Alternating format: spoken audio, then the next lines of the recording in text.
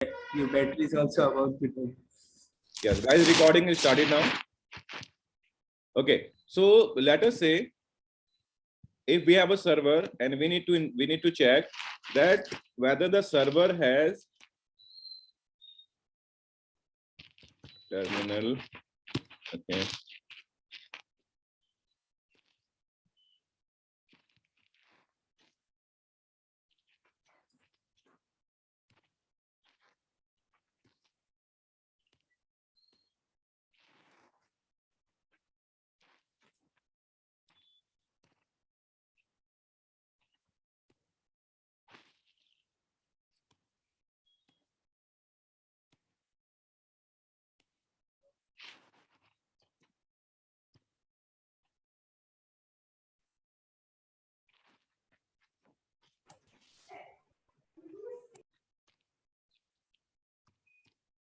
Yes, guys. So if you see here, there is a particular disk available. The particular name of this disk is /dev/xvda2. If I need to check whether this particular disk is formatted or not, how will you do it?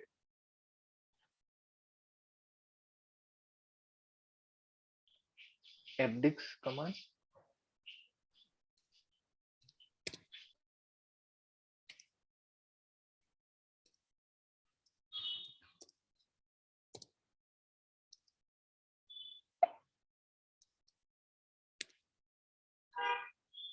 So guys, the very first thing which we need to understand today is about the file system, about disk management. These are the things which we are going to discuss today, right? Okay. So if I have to ask here that what is the type of disk do we have? What are the particular file system do we have? So these are the things which we are going to discuss. What is GPT here? Partition type. Okay.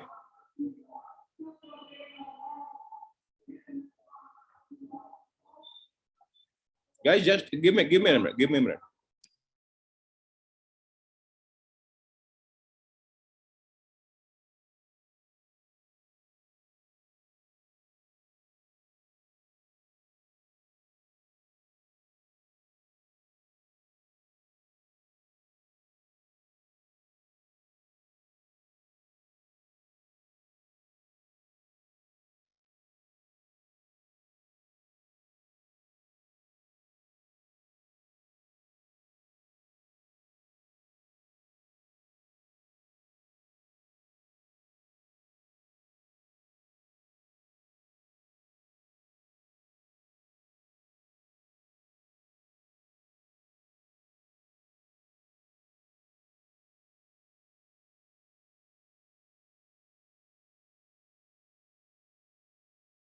Yes, guys, let's begin.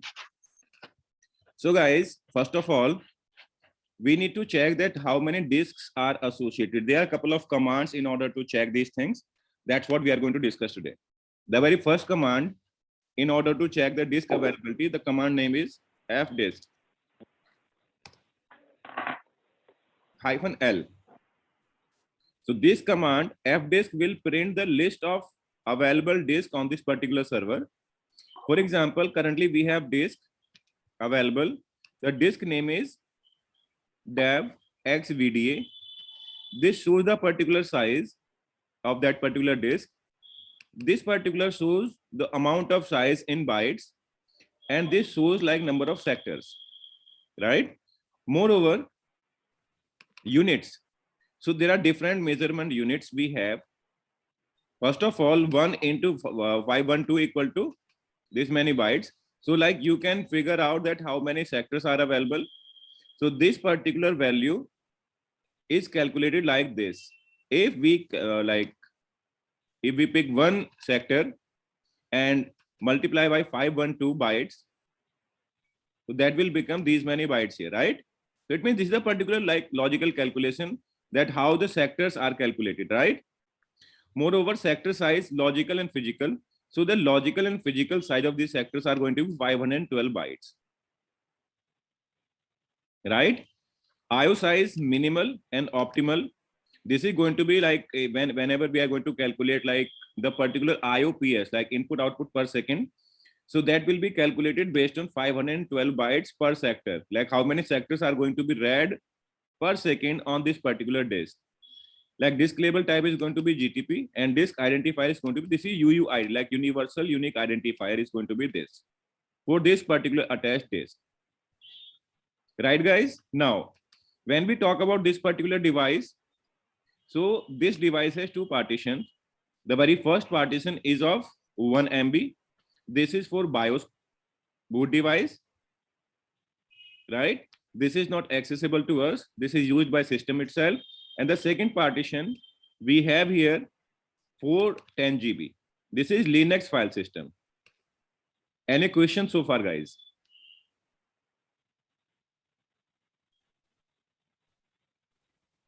So this 10 GB means for the user, right? Linux file system. Yes, yes, definitely. So this is this particular file system is being used to store data. Okay. This particular partition, if we see here, if we read this particular line, which I like hit the previously command. So slash dev xvda2 is mounted on slash. This is the particular mount point, right? And guys, what is mount point?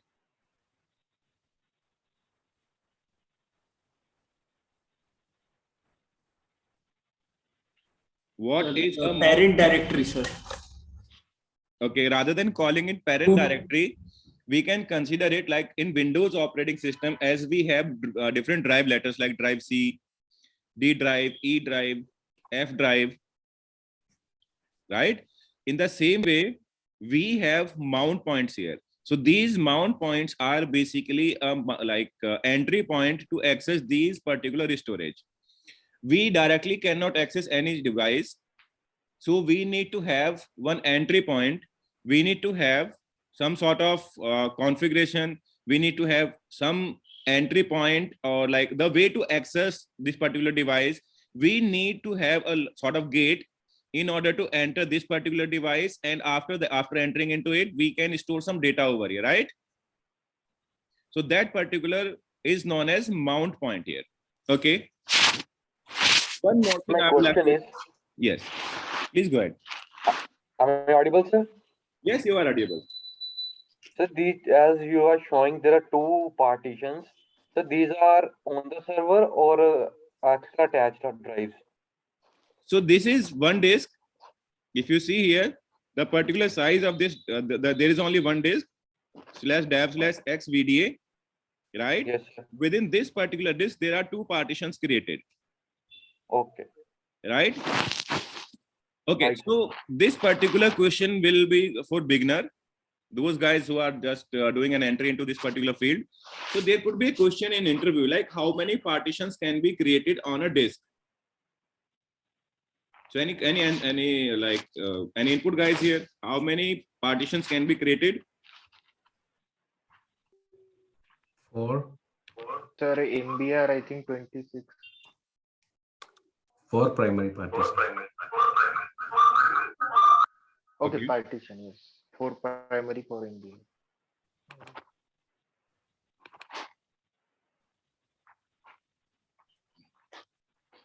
Let me explain that. Okay, what are the types of partition do we have?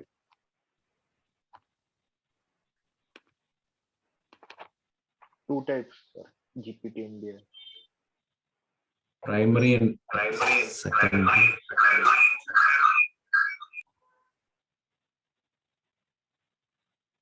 Okay.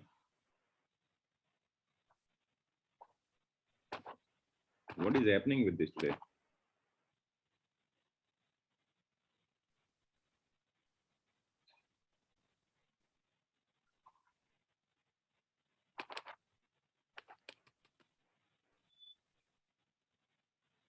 So guys, in a nutshell, we can understand there are three types of partitions which can be created.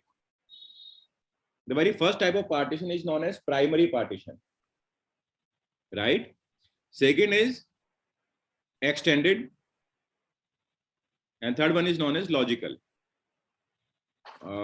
If it allows me to do like exit, then definitely I shall be able to show it.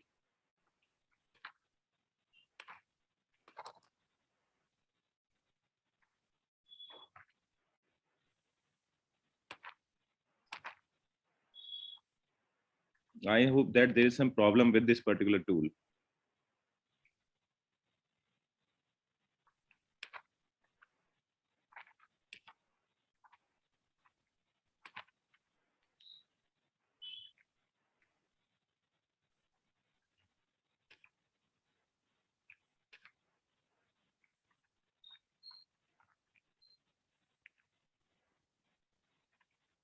What is happening with this?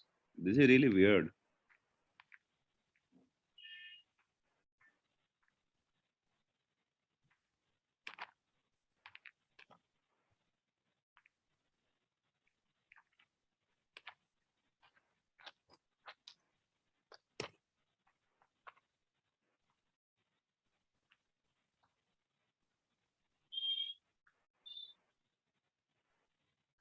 The CPU is running idle.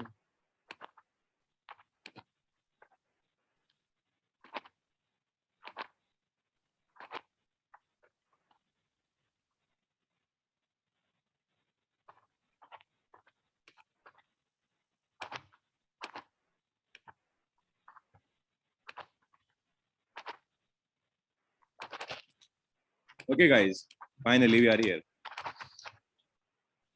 Are you able to see this particular screen? Yes, sir.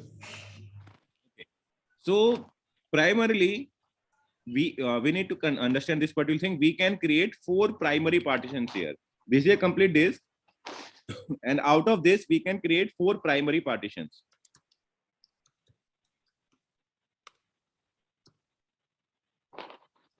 We can create 4 primary partitions on a disk. This is partition number 1. This is going to be partition number 2. And let us say this is going to be 3 and 4.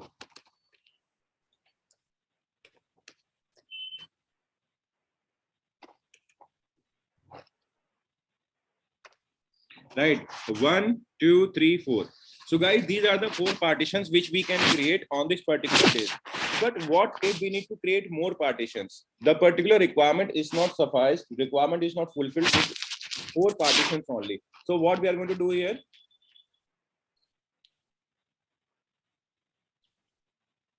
Yes, guys. So guys, there was a particular model which was introduced by IBM organization.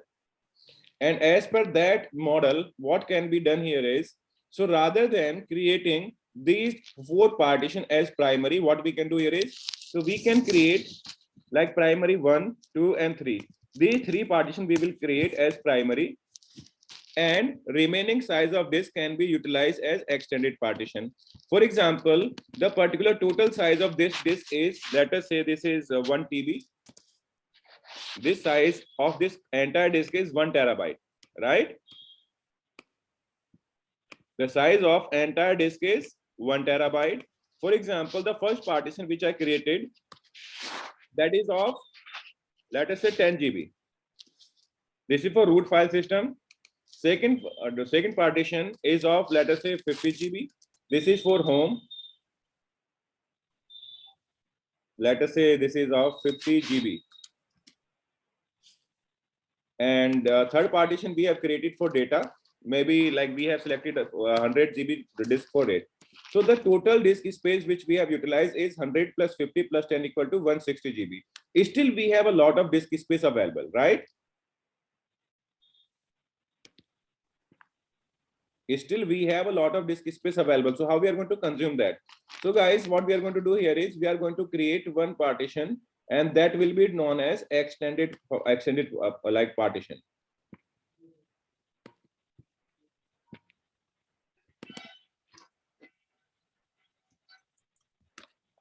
That is going to be extended partition. And inside this extended partition, what we are going to do, we can create some more file systems here. We can create some more partition, and that will be known as logical. This will be known as logical file system. This will be known as logical partition. How? We are going to see it right away. So guys, this is my EC2 machine. I'm going to attach like a couple of disks here. And after attaching those disks, I'll be adding these type of file like partitions here, right? So first of all, I need to check where this particular is created. That is AP South 1A. I will add new disk to this particular operating system. I'll create volume of, let us say 10 GB. That particular size could be any. Maybe we can take the disk of 100 GB as well, maybe 1 terabyte as well. But to perform practical, this size is good enough for us.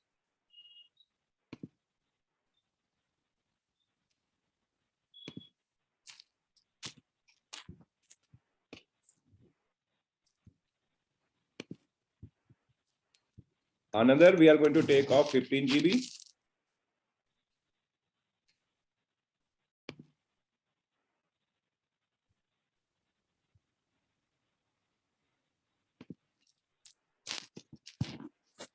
Is 2, and one more we are going to create. Okay, let us create it later on.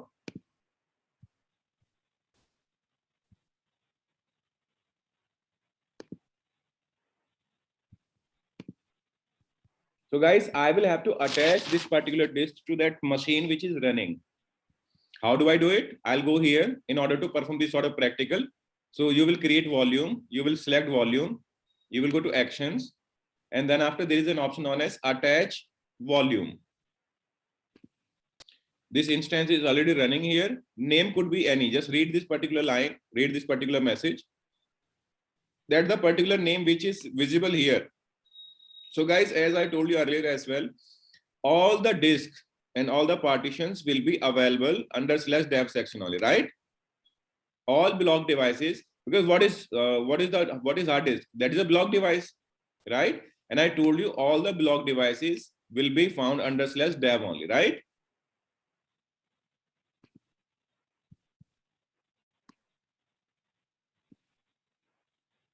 Okay, this one is attached. If you want to see, you can check that particular volume is showing in use, and the particular third one disk which I have just created and is not still associated, that is available. So what I'll do, I'll repeat the same thing here as well. I'll go click on attach. I'll select my instance because I have only one. I'll hit attach volume. Right, guys?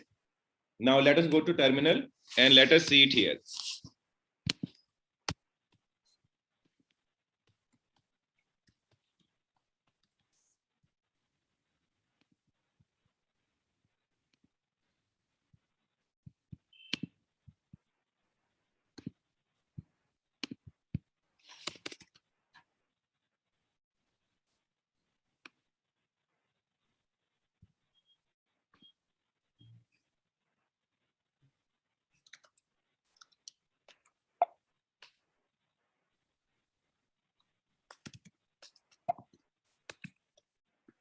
So guys, now the very first thing, in case if you need to check that how many disks are associated, what command do we use here? The command is fdisk-l, right? Okay, if you see here the very particular first disk which is available on this particular operating system, that is the name of that disk is /dev/xvda. The another disk which is available, the name of that disk is /dev/xvdf. The next disk which we have is of 15 GB and the name is xvdg, right? Now you can check the information here. The size is 10 GB. These many sectors are available here, right? Over here, the particular name is dev/xvdg. The size is 15 GB. These many bytes and these many sectors are available, and rest of information you can see here. But there is a information. There is a piece of information which is missing, which is like this device and the particular partitions, right? Okay, so guys, I would like to ask you a thing. Why do we create partitions? There could be interview question that why do we create partitions on a disk?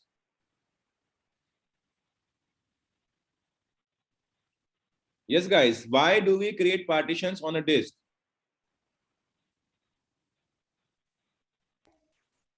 In order to make control to limit.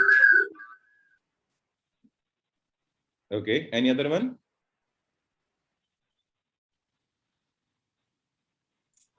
If any drive is if any drive is corrupted, then we can means remain the means restore the remaining thing, means remaining drive like that to the partition. Otherwise, whole disk will be corrupted like that. Okay, that is also good. Good to hear. Any other one?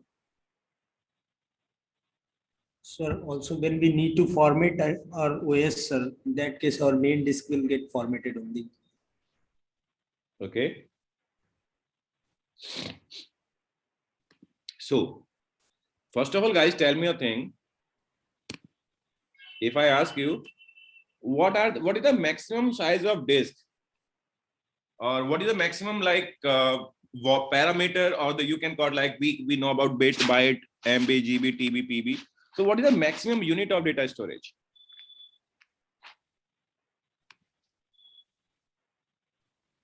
TB, Pardon? the terabyte. Okay. So the very first thing which we know that is known as bit, then byte, then KB. After that, MB, then GB, then TB, then Petabyte. yeah. then Exabyte, I think. then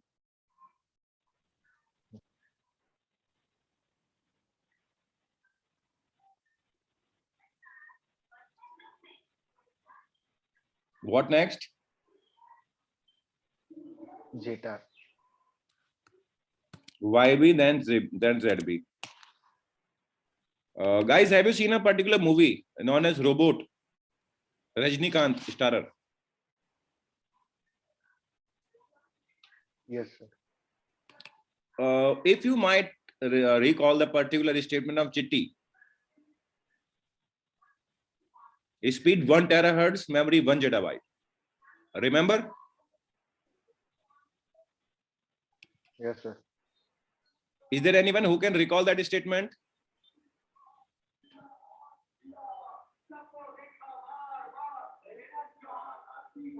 Speed 1 terahertz, memory 1 zettabyte.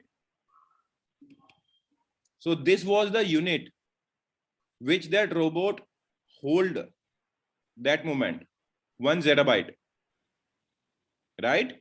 So in order to format, so guys, we cannot format this size of file system with like, okay, and what are the particular file system do we have, guys?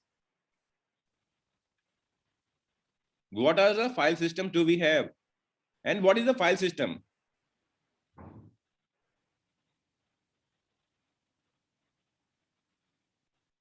Yes, guys, what is the file system? To access a particular resource in hard disk, we need file system. Okay, any other one? It's a kind of rule to The way write. of storing the data, sir. Okay, fine. Okay, so let us say in such a way that we can, okay, let us say that we are trying to build a home, right? So based on like we have multiple pillars there, and after that we have a particular roof, right? So we cannot start living there. We will have to make partitions in it. Like this is like, for example, like there are going to be 3 bedrooms, maybe 2 or maybe 2 bedrooms, 1 hall, 1 kitchen, 1 lobby, 1 car parking and all. So we will have to design our home in such a way that we can start utilizing that particular in a proper manner, right? So as we create multiple partitions in our home in order to use it properly, same way before start using of any disk, we will have to define some file format there. Some file structure will be there. So as and when we create a particular file system on a particular disk, only after formatting it, we shall be able to utilize it. You can think it of like until unless your home is ready with different partitions and different naming convention, you will not be able to live there, right? The same way you can think of a particular hard disk that until unless you are going to create partition, you are going to format that, you will not be able to utilize it. right? So as you see here that we have these many like different like measurement or different data units we have, like bit, byte, KB, MB, GB, terabyte, petabyte, exabyte, yottabyte, and zettabyte. These are the particular like storage unit we have. So every file system is not capable enough to format this size of storage, right? So in order to format this much big amount of storage, we need to format, or we need to create partition on it, guys. And what other particular file system do we have? Let me tell you that as well. FAT32 NTFS Linux. Okay, wait. So guys, these are the particular file systems we have, like CRAMFS, ext2, ext3, ext4, like Minix, and XFS. These are the file systems. So guys, I have one homework for you. Guys, you will have to tell me tomorrow the difference between ext2, 3, and 4 and XFS. These are the 4 file systems which you will have to tell me difference of. Like in which case we use ext2, in which case we use ext3, ext4, and XFS. So guys, is there anyone who knows it in advance?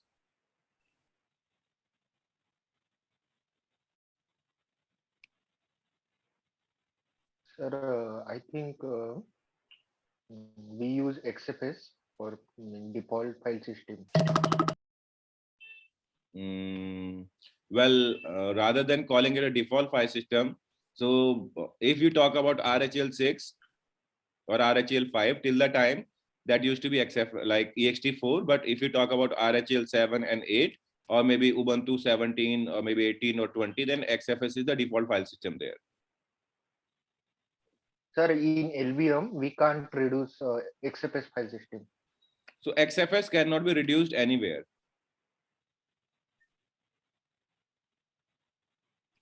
Ideally, we are not supposed to reduce any file system. Otherwise, that may get corrupted. Okay, guys. So this question is for you. You will tell me tomorrow the difference between ext2, 3, 4, and XFS. Who will tell me? Sir repeat कर दो कि file system क्या है, मतलब use क्या Okay. File system का? So file system is a structure using which we store our data onto hard disk. File system is a structure which is created at the time of like disk formation that creates structure to store data onto a disk. It will help us to how to means manage the data on the drive. Yes, how to manage the data onto the disk, that particular thing will be managed by file system itself. Guys, just a moment, getting a call.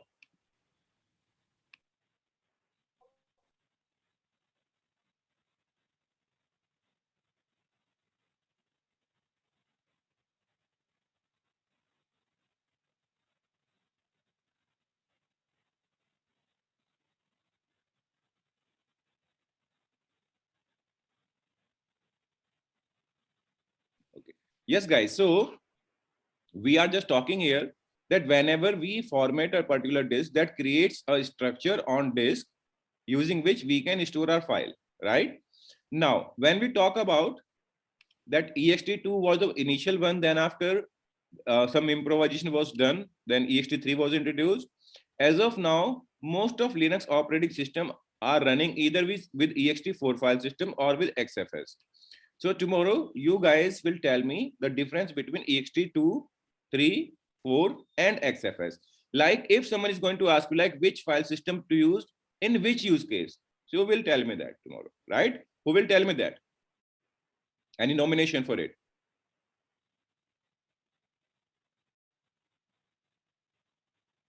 Who will tell me? I will try. I will try. Okay, good to know that. Sounds good. Okay, so guys, now there is one another question. In fact, I was asking yesterday itself during one interview that now let us say we have these disks available, right? we have these disks available. Like if you see here, right? So how would you get to know that if any disk is formatted or not?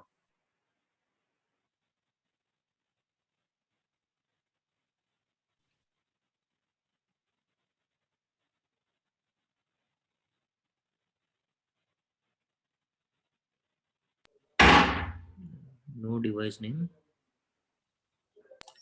You can run diskfs diskfs command. Yes, guys.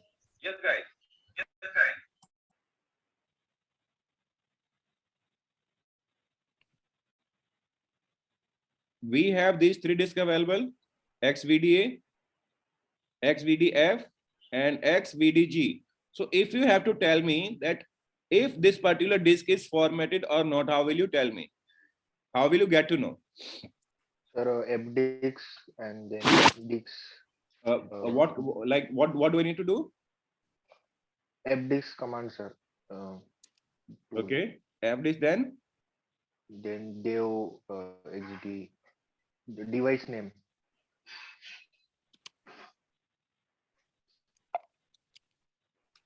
okay, we are here then.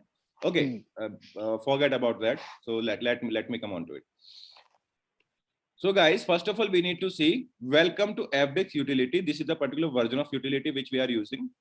Changes will remain in memory only until you decide to write them. Before, like, be careful before using a write command. Device does not contain a recognized partition table. This is just DOS disk label with the disk identifier. This is the disk identifier here. So first of all, guys, what we have to do here is we will press M command for help. Now, what we can perform with this particular command? First of all, like we have DOS, MBR, like what, and guys, what is MBR? This is also an interview question. What is MBR? We are going to discuss it after some time. At the time of like boot process, we will discuss about MBR as well, because this is really necessary to know.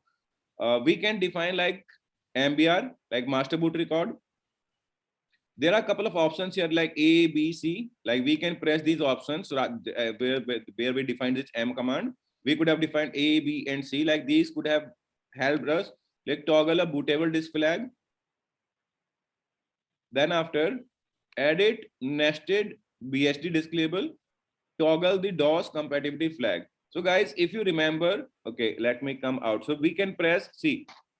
There is a particular button. There is a particular option which is known as Q. If I type in Q and I hit enter, so I will come out of that particular fdisk command utility, right? So if I run a command here, fdisk -L, see here, guys, what is it? BIOS boot. Like this particular option is defined at the time of partition creation. When this partition was created, so at that moment, this particular label was defined. So how we can define a label on any partition, guys? At the time of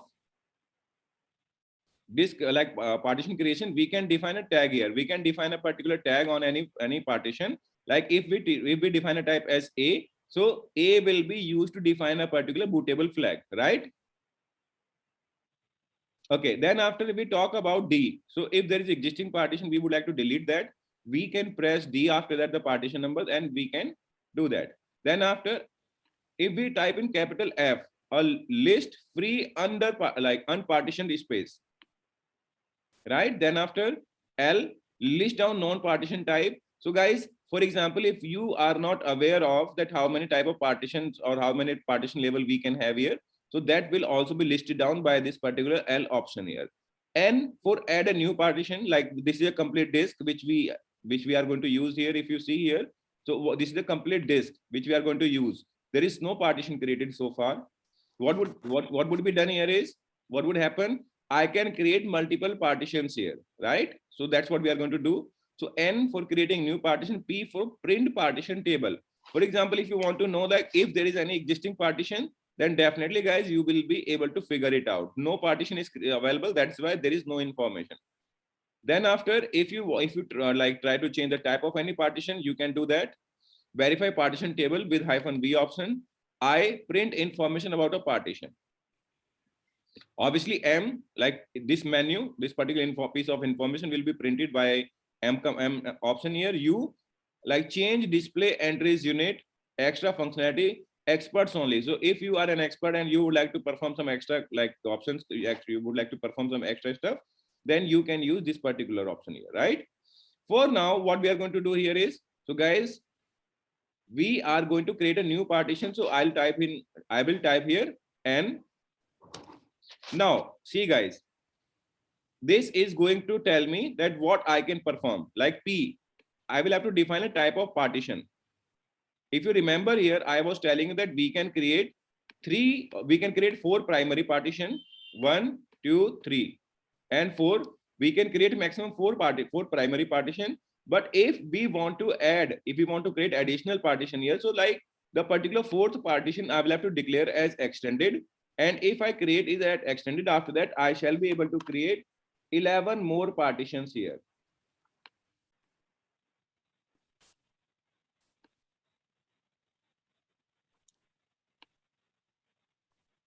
Like overall 15 partition, we can create 3 primary, 1 extended, and 11 logical.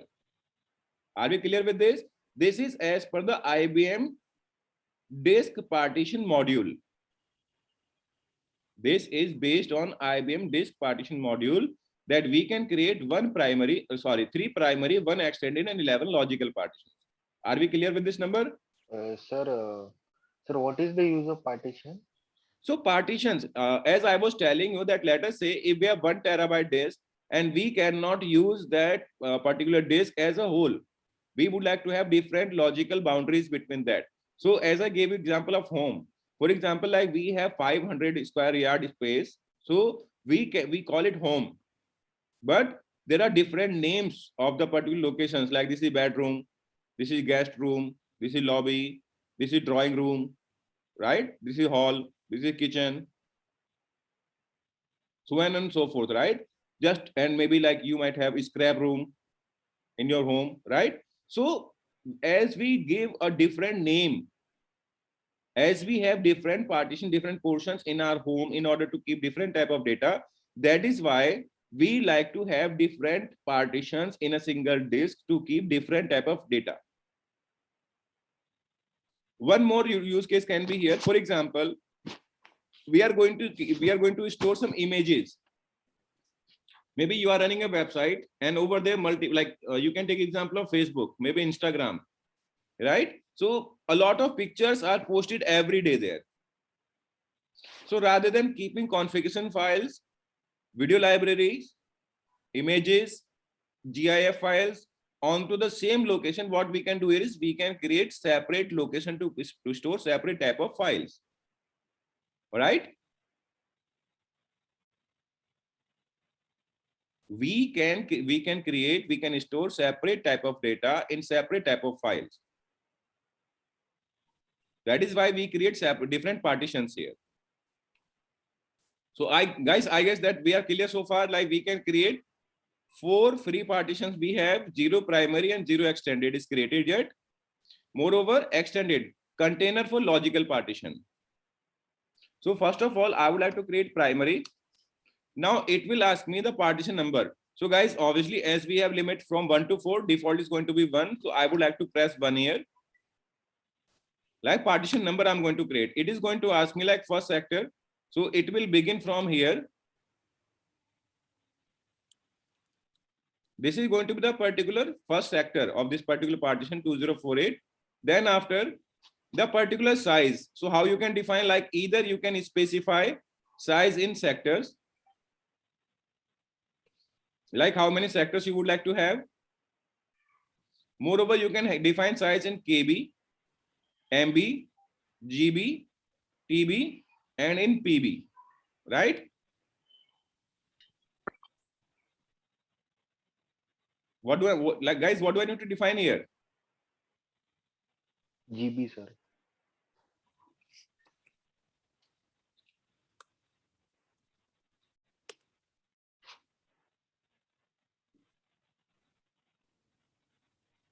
What is it? Created a new partition 1 of type Linux and of size 1 GB.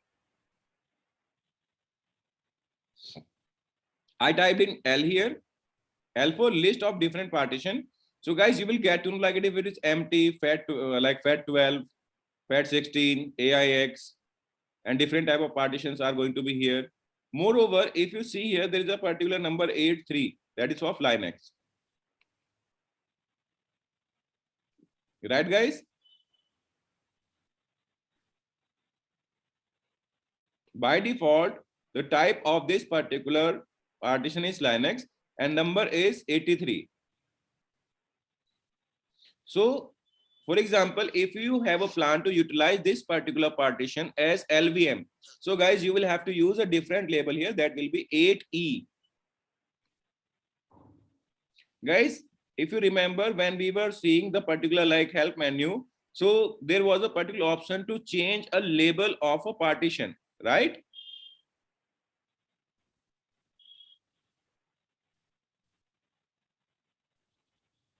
Remember that? Change partition type. Okay, for example, if I type in here T, it will ask me selected partition 1, L to list the code, but I know that is going to be 8E, like I'm going to use this particular as Linux LVM. If I type in here like P, it will print the particular partition table for me. P for, I guess you remember the particular options guys here. P for print the partition table, right? So what it is showing me guys here, it is showing me a particular device here that is like VDF1. See the guys, this is the particular number 1 partition. If I have to create new partition, then what will I have to do? Yes, guys, if I have to create a new partition, what will I do? I'll press N. Now see, if it is asking me like 1 primary created, 0 extended and 3 free. So I'll create here extended partition, right? Number is going to be 2. Now it is going to tell me that this particular, this is going to be boundary of beginning, like where from the partition will be created. I'm going to create the particular size, maybe plus 6G. Created a new partition to extended and a size of 6 GB, right? If I define here like this, if I try to print partition, so it is going to tell me it is extended, right? Okay. So guys, if I try to hit here next, if I try to print here, it is printing XVDA2 is created here. Size is 6 GB. ID is 5 and 5 for extended type of file system. If you remember, if you see here, let us go back. 5. This is the ID of that particular. After that, you are able to correlate these particular numbers and with the partition association, right? Yes, sir. So Okay, these numbers are means file type we can save, right? Not file type basically. These are of partition type. Okay, Yeah. let us say that why do we define this particular type? So, for example, 5 administrators are working in an organization. There was an admin who was working on this particular operating system. He created a couple of Linux file system and he did not define these. So a person will have to struggle whether this particular partition is being used for LVM, for swap, or maybe for like any Linux data storage. Why this particular partition is created, right? Yes. So in order to facilitate or in order to pass on the information to another person who will log into this operating system later on, and you are not going to be able to explain things, whatever you have done on this operating system, these labels and these IDs are going to help the person. Okay, I'll hit next, like N. Now guys, if you see here, you will see something else. So far, you were able to see like 1P and like P and E. These were 2 options available. 1P and E options were available earlier, right? But right now, if you see here, one L option is also available. And what is this L? L for logical partition. So guys, there could be one interview question that can I create a logical partition with number 4, like number what, like this is number 1, right? Number 2. So can I create maybe number 3 as logical partition? No, sir. Why? Because logical partitions are started with number 5 minimum.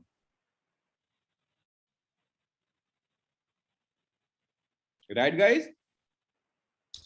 Yes, sir. And sir, what's the difference between Linux LVM and Linux? Like the type of file system. So this one, this type you are talking about. Yes, sir.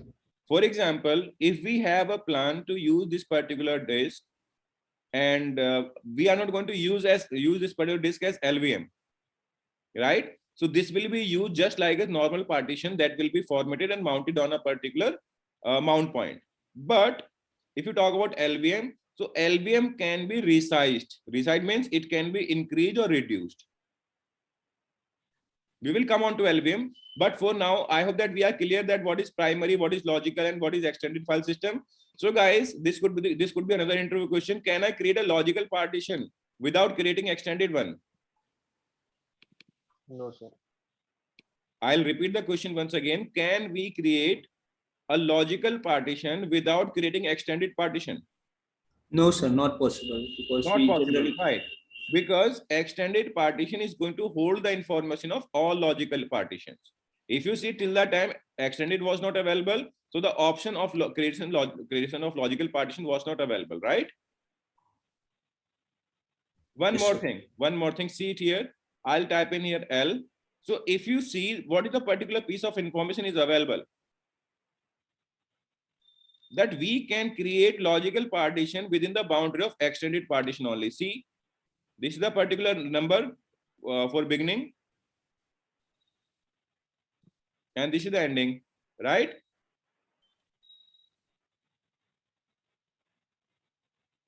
Like the particular tracks and sectors, or you can call that like the particular track and sectors which are allocated to this particular partition. So within the boundary of this, we can create logical partitions here. For example, I'm going to define here, like default sector, I'm going to define it like this. Size is going to be plus 2G. And after that, I'll print the partition table. So see guys, so by default, the number is given as 5. It did not ask me to give a number.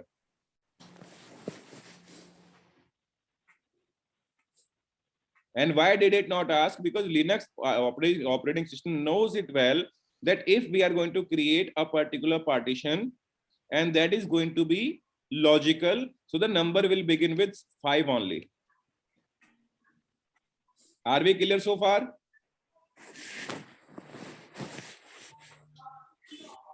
Yes, guys.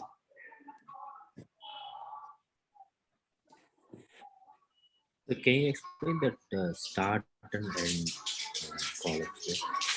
What We had are some talking about this one, doubt start and end. in Yes. Linux LVM extended, I do understand, and Linux again, the types. Repeat your question, please. Sir, I have some doubt with the Linux LVM and Linux. Okay. So I am going to utilize this partition to create like Linux LVM. I will not format it directly. I will consume it as physical volume. Then after I will create volume group out of it. Then after I will create LVM out of it. So this is a type that why I created this particular partition. So if I do not define Linux LVM, that does not make a difference here. For example, I'm going to change it. Like what are the particular partition number 1, 2, and 5? I'm going to change it 1. And I will define over here like particular code 83. Like that is going to be from Linux LVM to Linux. I'll hit pre here. So which means whether I may utilize this particular partition as LVM. In order to create LVM, I can utilize this partition. But guys, there will be a confusion that I'm using it as LVM and default type is known as Linux. So that can create some confusion within administrators who are operating this particular server.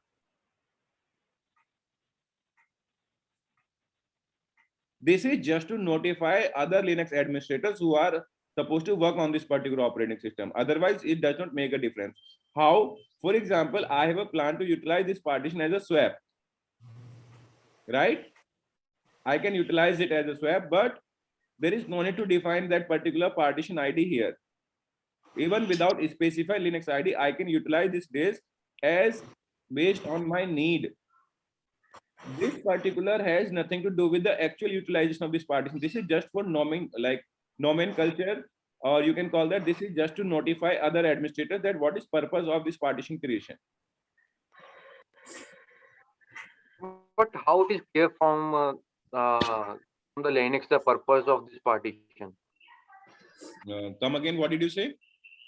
So how we came to know about the purpose of this partition if Linux is mentioned there? Okay, if Linux is mentioned here, so like Linux is a default type of partition which are created in Linux operating system. Okay. Linux is a default type. But if you see here, if you type in L, you will get to know like we have different type of file systems here, like 83 Linux, 82 swap, Linux swap, maybe like we have DF, boot, boot IT, DOS access, DOS RO, speed sort, GPT. So these are the particular type of file system. These are the particular type of label which we can associate with our partitions. Okay. So see, let me tell you once again, if we not define any of the numbers at the time of partition creation, that does actually not make a difference. But what could it lead to?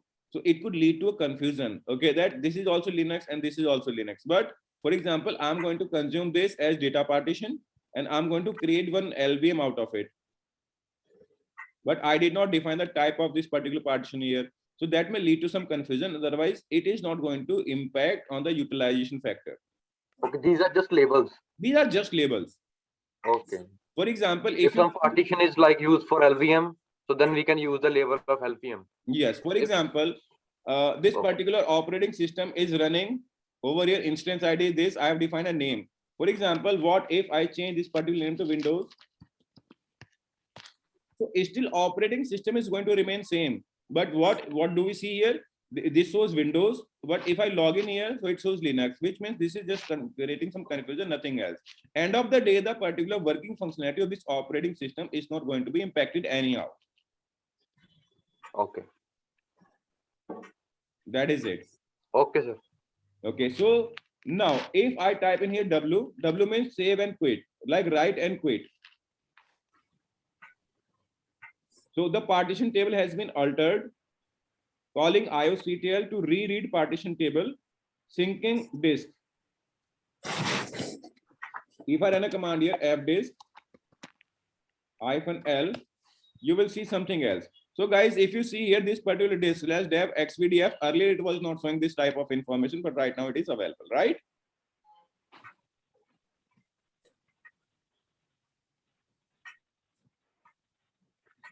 Are we clear with this? That how do we create partitions in a disk? Yes. Okay, now let us move up like one step ahead. Now I need to keep some data inside it. How do I do that?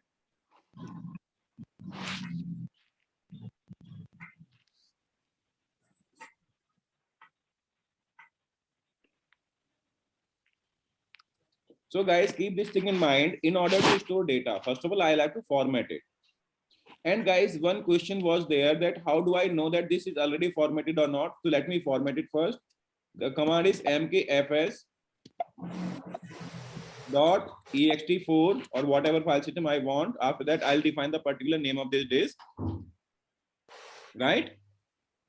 The particular name of this disk I'll define here mkfs.ext4. Then after dev xvdf5, 5 is the particular partition number. xvdf is the particular disk name, right guys? I'll hit enter and that is it. It is formatted now. So guys, every single file system which is formatted that will contain some specific UUID. And guys, this UUID, this is known as universal unique identifier, right? This is known as universal unique identifier. This ID cannot be same for two different like partitions on a single server. If I format, let us say that we are going to have maybe 100 partitions over here, right guys? We might have 100 partitions on this particular server, then this UUID will definitely be different for every single partition which is formatted. Now, guys, if you remember, if you see here that we have different partitions, only one is formatted. There is a command lsblk. This command is going to like print the information of every single disk, like how many partitions are here. So this is like dev xvda. How many partition does it contain, like dev xvda1 and xvda2, the particular size of every partition, where it is mounted. So it is in fact going to let you know that if any partition is mounted anywhere. So if you remember, I just formatted this particular partition of 2 GB, but I have yet not made it accessible. Accessible means I have not mounted it anywhere. But guys, if you see, this particular command lsblk is printing like good enough piece of information for me, but this command does not let me know the particular file systems and whether any particular disk is formatted or not. For example, how would you be able to identify whether this particular is also formatted? You know it well that I executed a command mkfs, like make file system. The type of file system is ext4. The particular device name I specified here /dev/xvdf5. So how would you be able to know that if some other administrator on this operating system has formatted this disk as well?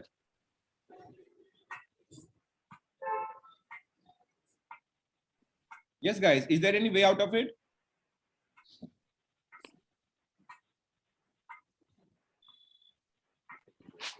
Okay, need not to worry. There is a command blkid.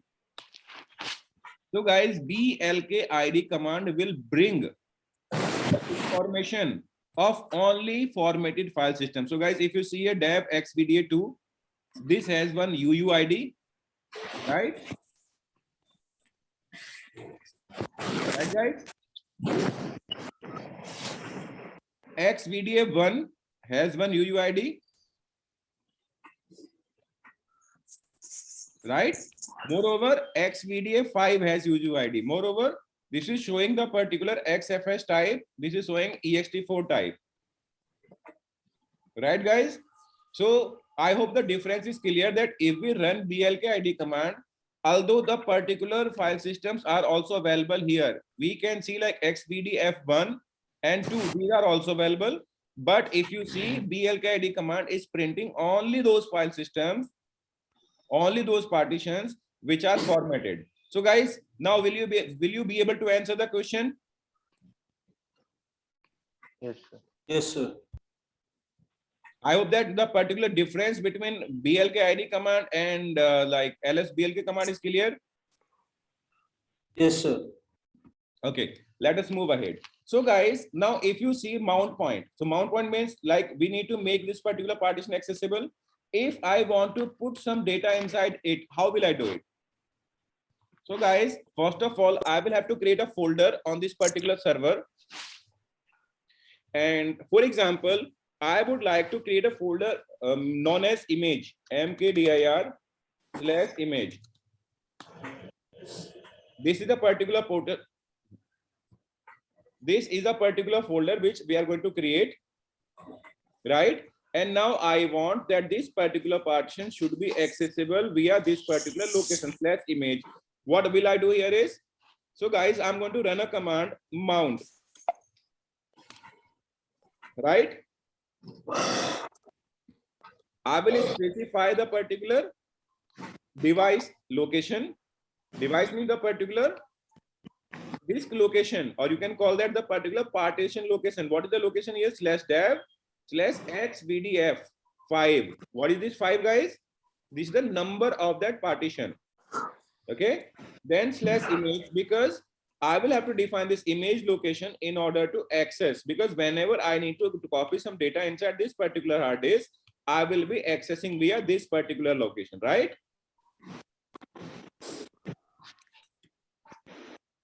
So guys, if we see here, I did not execute this command because if we put hash before any command in Linux operating system, that command does not get executed anyhow.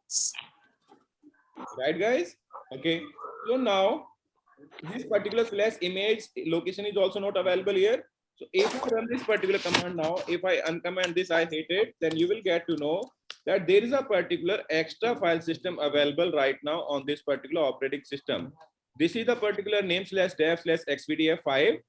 This is the device location, or you can call that the device name. This is the file system type. What does this mean, type? This type means the particular type of file system created on this particular device, right? That is ext4. Then after this is the size of that particular disk, like what is total size of disk, what is used. So guys, if you see 6 MB is already used in order to create file system. This is available file system here, how much percentage of this particular disk is used, and this is the particular location where from we can access it. Right, guys?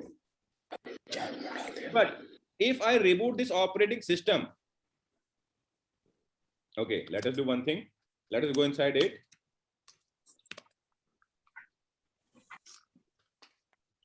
So if you see, there is a particular folder which is created known as lost plus found.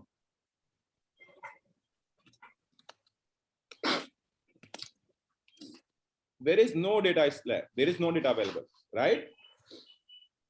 So guys, if you see that lost plus found folder is available here, which means you can consider that your particular disk has been formatted with ext4 file system. Right, guys? For example, now if I want to create some data here, mkdir logindra, after that I will enter into this particular directory. Moreover, what do I want here is I want to create a couple of files here. One dot let us say 10, only 10 files I would like to create. So these files are created, and guys, where these files are getting stored?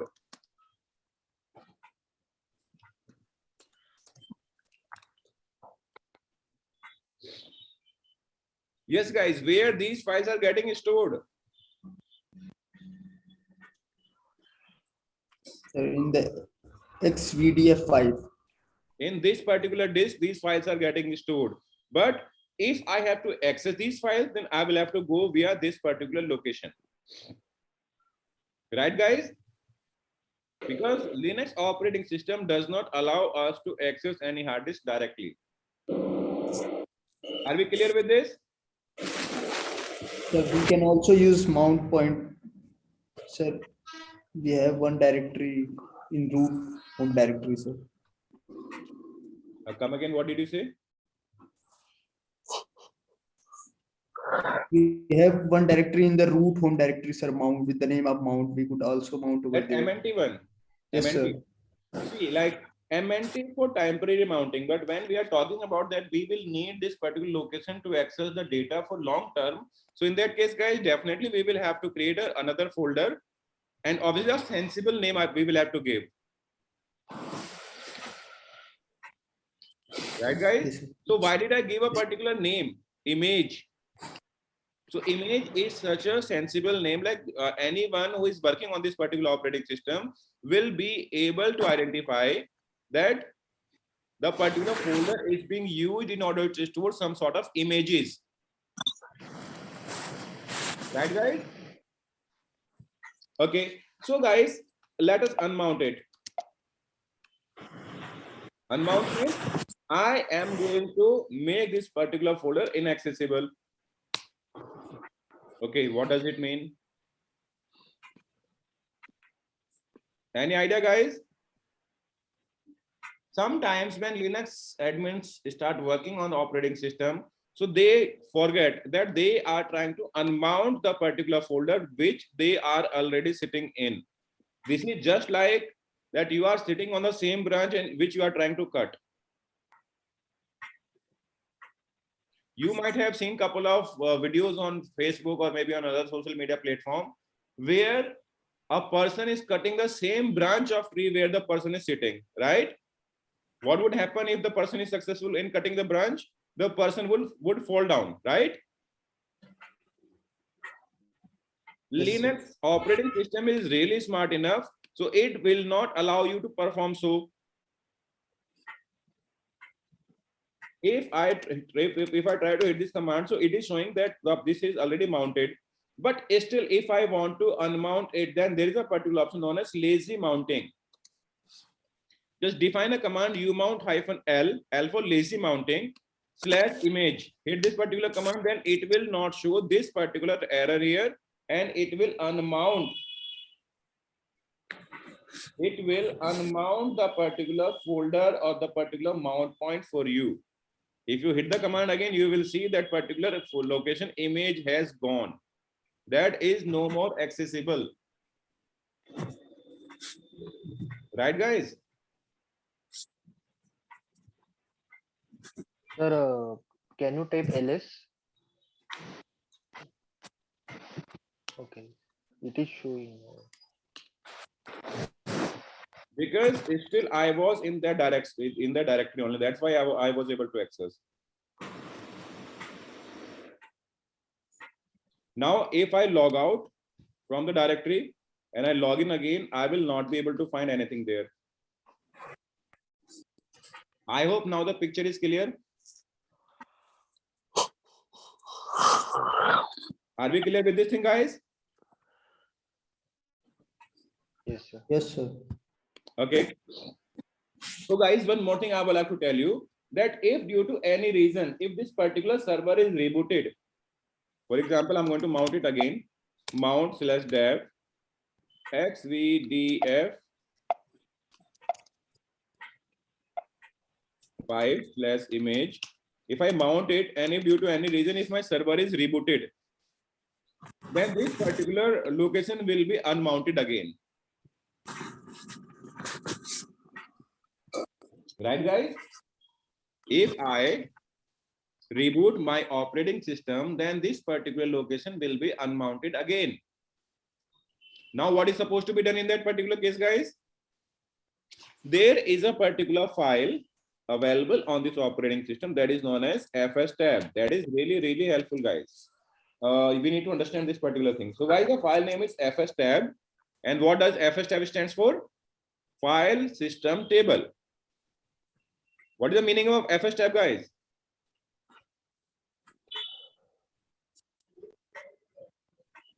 File system table.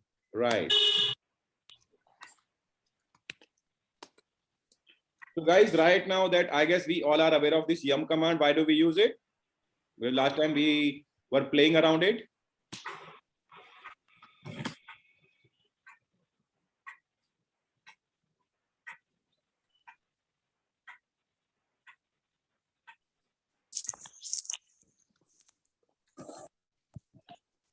Yes, guys, if you see this, then you will get to know.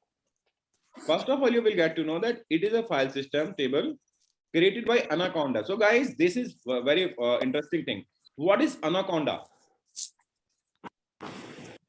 Nothing, I think distribution or what? Okay. Something related to Python, sir. Something related to Python. Okay. Any other one?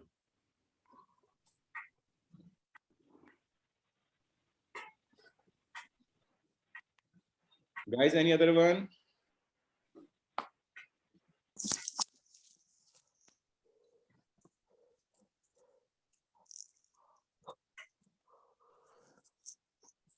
So guys, if someone is going to ask what is Anaconda, so we will have to answer that Anaconda is a very famous movie, which was really scary. Is that so? We are going to tell. Yes, sir. That was funny, sir. It was funny. Okay, not a problem. ls-la. So guys, there is a particular file, anaconda-ks.cfg.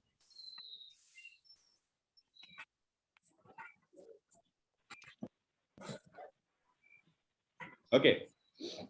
Before telling any other thing, I would like to tell you one very interesting thing. So, guys, have you ever installed a Red Hat operating system? Yes, sir. Okay. So when we try to install that operating system, so there are a couple of options available. Like as soon as we are going to install Linux operating system, so there is an option such as that what version of Linux you are using. Based on that, so it will ask you that, okay, what is your preferred language which you will prefer to install, you will select to at the time of installation, which time zone you would like to prefer, how many users you are going to create, what is the time zone you are going to prefer, right? What are the directories you are going to create? So guys, keep this thing in mind. Anaconda is a particular like that interface provider.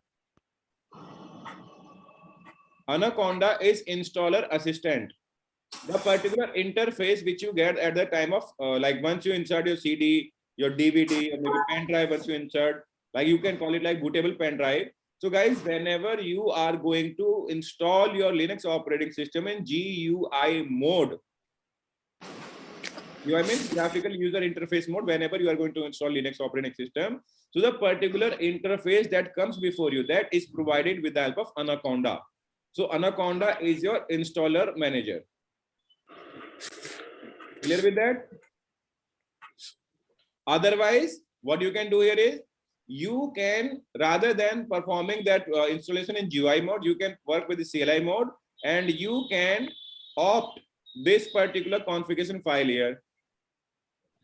Like this is the configuration file. These are the steps, guys, which are done at the time of OS installation. Right, guys? At the time of installation, these packages were installed. So everything, whatever is written here, once again, I would like to explain everything, whatever is written here, these steps were performed during installation. For example, if you want to check like how many partitions were created, you will get to know.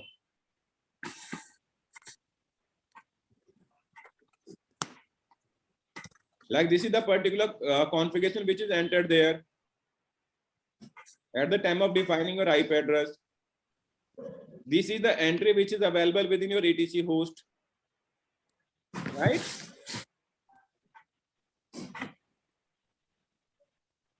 These are the particular like file locations which are created for you. So every information at the time of operating system installation, whatever you have to perform, so this sort of information is available within this particular file. Like this particular partition is created,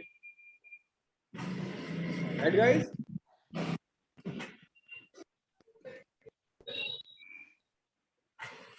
Are we clear with this? Yep. How do we get this one? What's the command? Okay, we so know this. once you log in to the particular root directory of root user, home directory of root user, so there is a particular file available, anaconda-ks.cfg. Moreover, there is another file which is known as original-ks.cfg. So this file also, if you want, you can go through it. So this is original file, and obviously like no reboot is defined here, URL is something different, right? So you can compare both files, you will get to know like at the time of installation, so what type of modifications were made here. So Anaconda, KS means kickstart installation. KS stands for kickstart. When we install an operating system in CLI mode or like in an automatic manner, so that is known as kickstart. Right, guys? Okay, so let us move ahead. So guys, we're talking about etcfs tab. So guys, this is the Anaconda. I hope that now you all are aware of it, because I literally wanted to tell you that everything and anything which comes on the way to learning, I would like to explain things for you. Okay, so this is Anaconda, created by Anaconda. This file, accessible file system by reference are maintained under /dev/disk. So there is a folder known as /dev/disk. there is a particular location known as /dev/disk. So if you would like to know more about it, we can go there /dev. So guys, there are two ways. Either we can mount a particular file system by part UUID or by UUID. And guys, what is this UUID? I told you earlier as well. Sir, universal Universal disk unique disk ID. identifier. Universal unique identifier. Right? Universal unique identifier is known as UUID. Okay.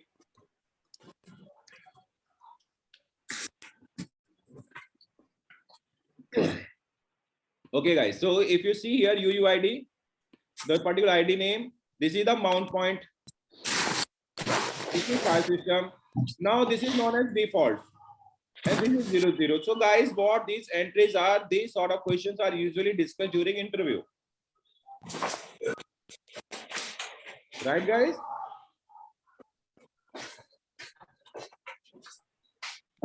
Actually, these campaigns are going on and there is a lot of noise. I don't know like when would it end. Even after sitting in a closed room, people cannot sit idle. Okay, so guys, first of all, what we have to see here, this is the particular UUID, like you, or you can define a name here, name of partition you can define here. This is mount point. This is file system type. These are the options to mount a particular disk inside your FSF file. Then after it is 00. What does it mean? I'll tell you, but later on. First of all, we will go here, right? Then after we will define the particular disk name /dev/xvdf. That was 5, right, guys? Then after it was /image. Guys, what was the file system type? ext4. ext4, and after that defaults at 00. Forget about what is default, what is 00 for now. So guys, what I'm going to do here is I will verify this one.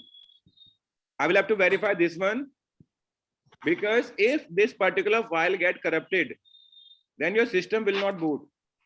This is really critical to check before making changes, and before making changes, we need to identify the particular like file system. And guys, we will save and quit this particular file. Yes, that disk exists, and that is a block type, right? That is block device, right, guys? Okay, Yes, sir. now I'll run a command df-th. Guys, why do I use this capital T option here? In order to check the file system. Once more, let us clear it. If I run df-h, this particular command will tell me every information, but it will not include hyphen, like that particular file system type option will not be included here. But if I add capital T here, this will add the file system type as well, which is available on that particular disk, right? Right. So for example, if I unmount /image, now if you remember that I made some entries within FSTab file, right, guys? I have made some entries within FSTab. So if I run a command cat FSTab, then you will get to know this is the entry which is available there, right? Now, if I run a command mount -a, so it will read entries from FSTab file, and that will mount the particular file system on this particular location automatically, which means there could be one interview question that how would you mount a partition permanently? So what is the answer, guys, here?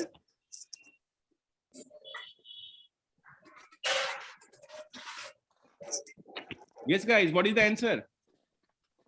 By making entry in etc step 5. Yes. And what are the entries made? First of all, it is your partition name, your mount point, the file system type, the mounting options, and 00. What is the 00? We are going to discuss. So guys, first of all, let us discuss about this particular, what is the default. So guys, there is a particular option. There is a particular option in operating system, and the option here is cat/proc mounts. So guys, if you see here, there are a couple of additional parameters here.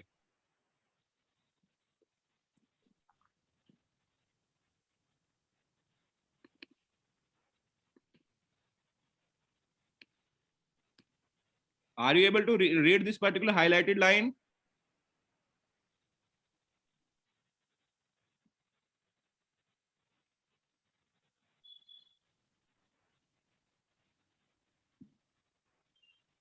Just try to read it.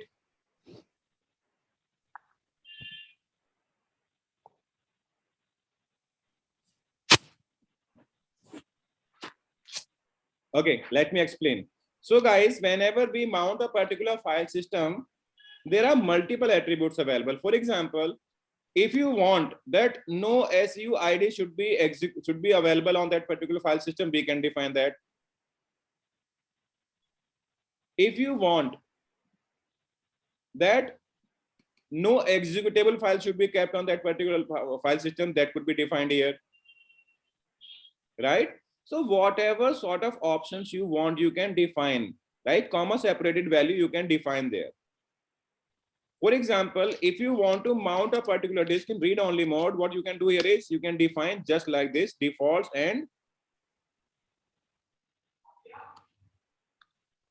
read-only, right? Maybe if you want to make it writable, RW you can define, but we do not define here read writable mode. Why it is so? Because by default, whenever we mount any disk, so that is mounted in read writable mode only. Are we clear with that, guys? Yes. Okay. Now what is this 00? So guys, keep this thing in mind. Whenever we format any disk, so at the time of disk formation, so some checks are executed. Okay, one more command I would like to introduce here.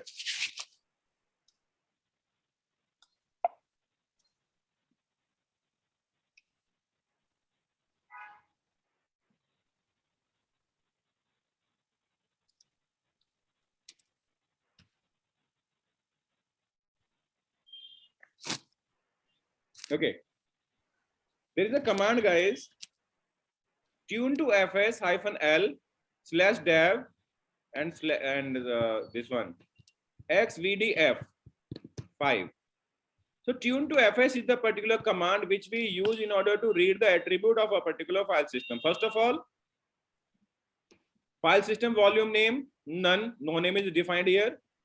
Where it is mounted, so we can check it is mounted on /image. What is UUID of this particular file system? That is available here. File system features. So guys, these are the features of this file system. Like it has generals, extended attribute, resize inode, then after directory index, file type, needs recovery, extend, 64-bit, flex BG, spar, large files, use files, directory and link, extra inode size, or metadata checksum. These are the particular features of this particular file system, right, guys? Guys, are we clear with this? These are some attributes of Linux file system.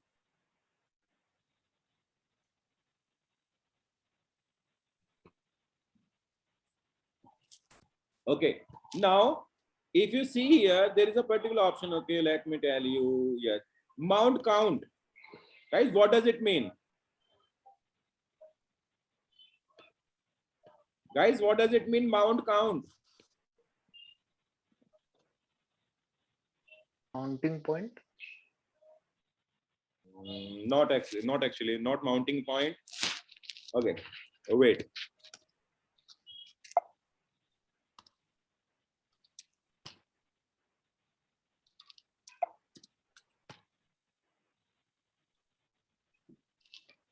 I unmounted this. I hope that every one of you you are aware of it. After that, once again, I mounted it. If you see here, the count is 4. Right, guys?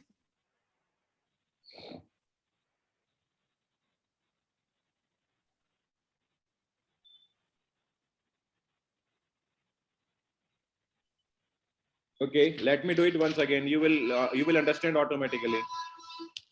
Unmount, mount -a.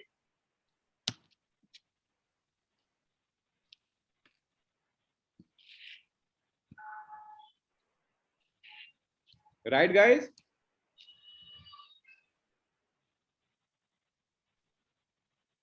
Okay. Now let me tell you the particular relevance of executing these commands, mounting and unmounting it again and again. So guys, what happens whenever we format any file system? So let me do that once again for you.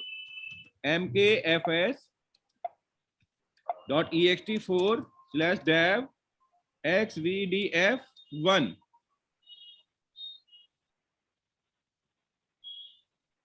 Okay. So if you see here, creating file system, these are block size and like these many inodes are created. Right, guys? File system, everything is defined here. Creating general inode table. So everything is defined here. So guys, what happens? Every like 180 days or so, this particular file system table is rechecked. Rechecked in the sense that whenever to check the consistency of this particular file system, that how many inodes are utilized, whether the particular file system is working properly and all. So this particular file system is checked. And how is it checked? So either it can be checked maybe after a certain amount of mount point, like mount count, you can call that. For example, every time your system will reboot, this particular information will be stored here, that how often your system is like rebooted. You can check the information of it. Maybe if you unmounted and mounted your file system again and again, then in that particular case as well, this particular mount count will keep on increasing. So for example, after 30 mount count, this particular file system will be rechecked. Right, guys? So either you can run this particular check manually, or what would happen? So let us say if we read this particular file here, so this particular is ensuring that at the time of reboot, first action says at the time of rebooting, like when the system is going down. So what are the possible values could be here? So it could be 0, it could be 1, or it could be 2. Right, guys? Either it could be 0, it could be 1, or it could be 2. Let me try to modify this. 1 and 1. Right, guys? What does it mean? 1 means it will check only. Like this particular file system will be checked for consistency, but no action will be taken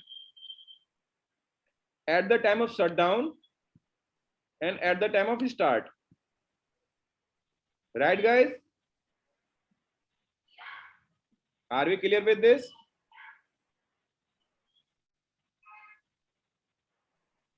Sir, If it is 2 and 2, hello. then it will not only check, but it will try to repair as well.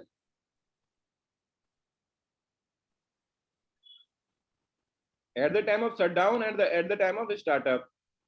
But if it is 0, 0, then it means it will not do anything. Are we clear with this? Sir, why there are 2 0? So this is for like shutdown time when system is going to go down, and this is for startup.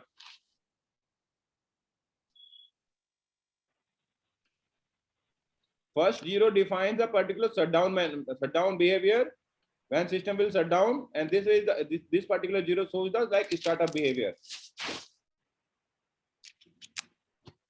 Clear, guys?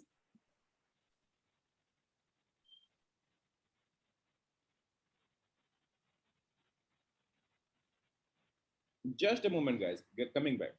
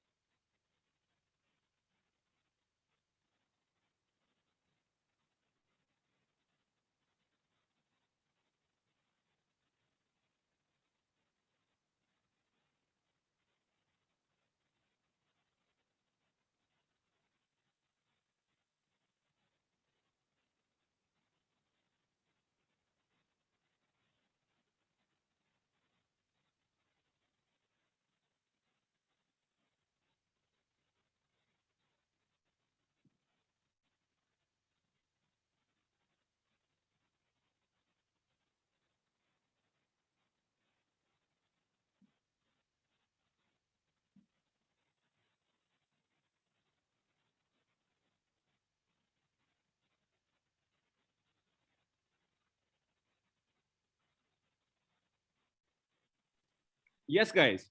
So I hope that we are clear with this particular thing. Shall we move ahead?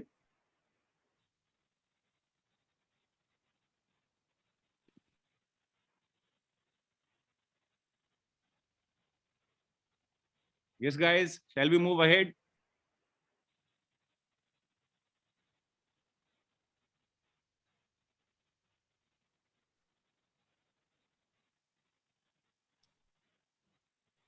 Guys, can you hear me? Yes, yes, we can. Shall we move ahead? Are we clear with this? Or do we need to discuss more on this? Talk about LVM. So guys, there is a particular restriction with these type of file systems.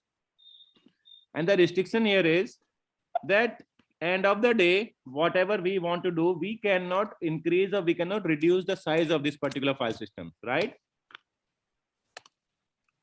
If the size of this particular disk is 2 GB, so I shall not be able to increase it. Right, guys?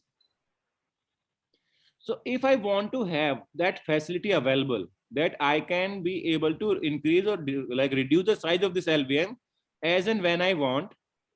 So in that particular case, there is a particular terminology which is known as LVM, Logical Volume Manager.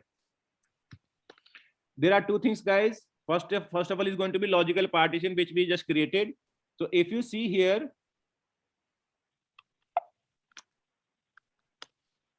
this is a logical partition. This is not logical volume. There is a difference, guys. Keep this thing in mind. Logical partition is static, that cannot be resized, right? Wherein logical volume is going to be another way to access a particular disk. That is going to be another way to access a disk, and that can be resized as well. For example, I have these two disks. The very first one disk here is /dev/xvdf. Right, guys? And another disk here is xvdg, right? So guys, I have a requirement. Guys, I want that the particular this mount point /image should be having at least 25 GB of disk space. How will I do that? Can I mount two disks on the same mount point? I'll repeat the question. Can I mount two different disks on the same mount point? I think no. You are right. We cannot mount. At a moment, at any given point in time, we can mount only one disk at one mount point. But the requirement here is I need to have 25 GB of disk space available on this particular image location, on this particular image mount point. How will I achieve it? So guys, first of all, in order to achieve that, what I will have to do, let us do one thing, fdisk/dev xvdf, and over here I'm going to delete all the partitions here.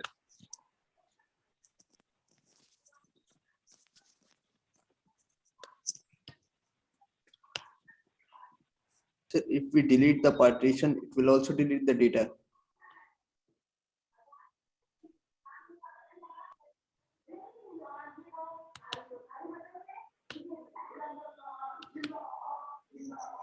Right, guys?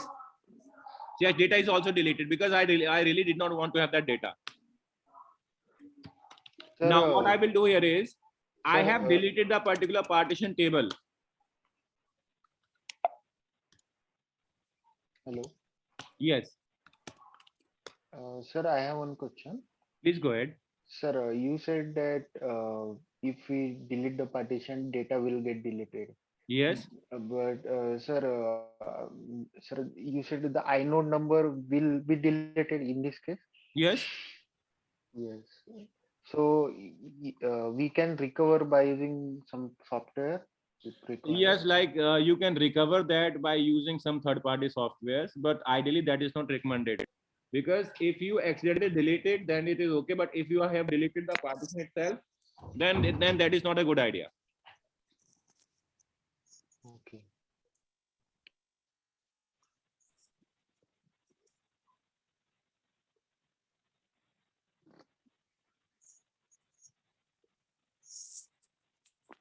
Yes, guys. So if we delete any partition, then data will also be deleted. Even inodes will not be accessible anymore.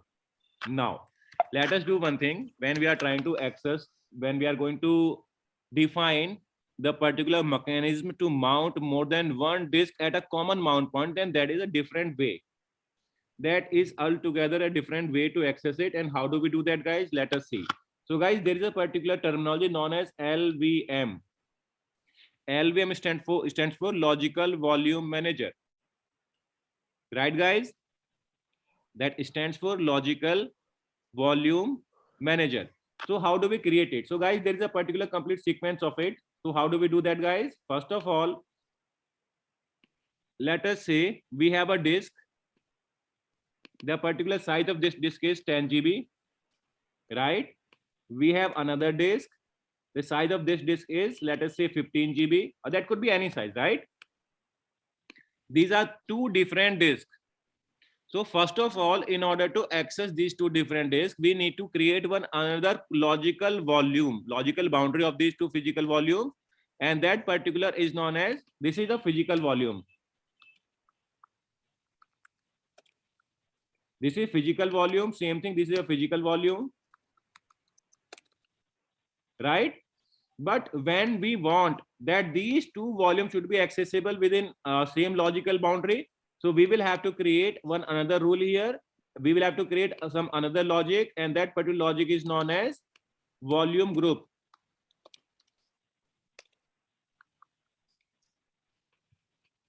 This logical boundary is known as volume group, right, guys?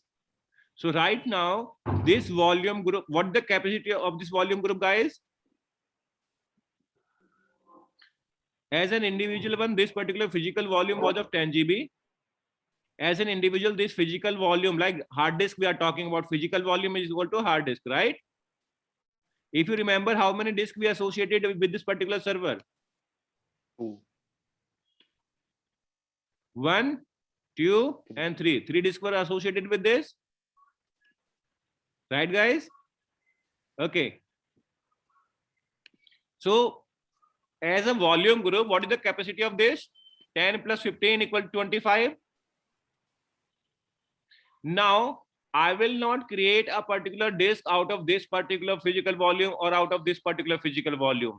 If I need to create a particular accessible mount point, I'll create out of this particular volume group, because I have nothing to do with this 10 GB or with this 15 GB. Now, whatever amount of data is available, whatever disk space is available under this particular volume group, I can create one LVM, and LVM stands for Logical Volume Manager. Right, guys? So what is the sequence here? First of all, we will create one PV, like we will declare this particular 10 GB disk space as PV, like physical volume. Then after, and guys, we might have multiple physical volumes in a single volume group. maximum capacity is 256 disk. We can have maximum 256 physical volume in a volume group. Clear, guys?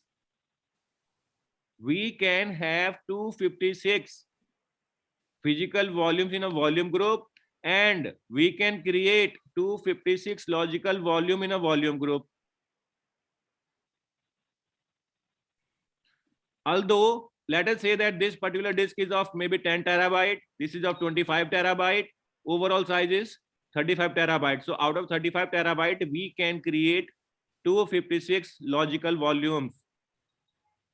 Clear, guys?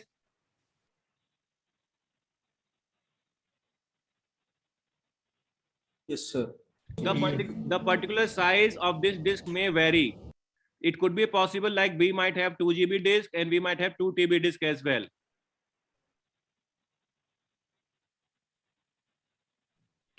We may have different size of disk available within a single volume group, right? So I hope that sequence is clear. First of all, what we have to do? We have to create PV, then VG, then LV. So first of all, PV, then VG, then LV. At the time of creation, this particular rule will be followed, and at the time of like deletion of LVM, this particular rule will be followed. Like first of all, what we are going to delete LV, like logical volume, then after VG, which is volume group, then after PV means physical volume. Like the particular rule will be reversed. Okay. So let us say that we want to create a particular physical volume. I want to PV display. There is a command, guys, PV display. So this is not showing anything. Or we can run a command PV scan, no matching physical volumes found, or we can run a particular command PVS. This is also showing nothing. So guys, these three commands are used to check different level of information related to physical volume. Either we can run PV display, PV scan, or PVS. So all the three commands are going to provide same sort of information, but the level of information is going to be different. Are we clear with this? Yes, guys, are we clear? So now I'm going to run a command PV create dev x v d f. I guess this is the particular command, guys. So what it is saying? So warning, DOS signature detected on select XPDF at offset 510. Wipe means it is asking me to delete that there were some partition signatures available on that particular disk. Right now, this particular command is asking me to wipe it off. Guys, please mute yourself if you are not speaking. That will be of great help.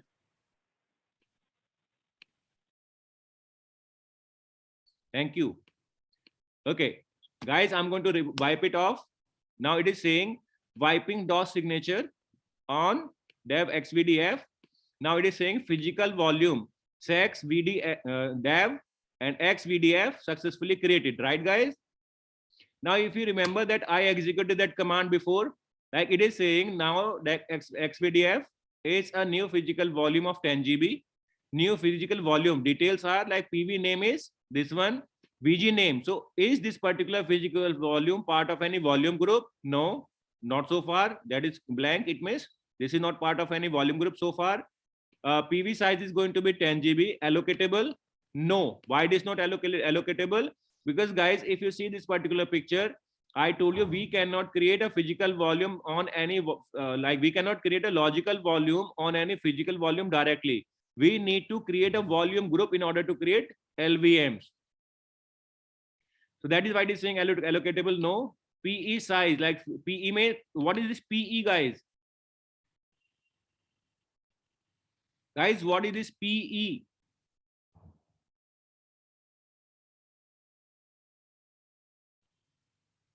This is known as physical extent. This is another unit to measure this amount of data 10 GB. Like we can have that goes into the power of 2, like 2, 4, 6, 2, 4, 8, 16, like that, right?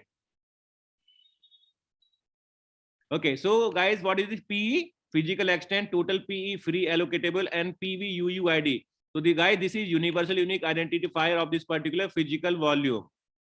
Okay, if we run another command here, let us say PV scan. So let us say what information does it give? PV dex XPDF, LVM2 type, and like total in use like in no VG. That sort of information it gives. Moreover, PVS command gives only very limited amount of information, right, guys?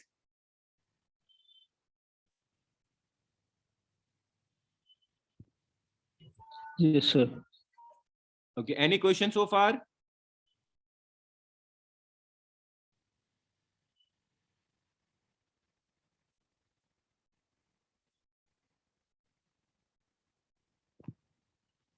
Okay, fine. Then guys, we need to create a VG. No VGS, no VG is found. VG scan, no output. VG display, no output. So right now, what we are going to give, what we are going to do, guys? VG create. Very sequential stuff. PV create, VG create, LV create. That is it.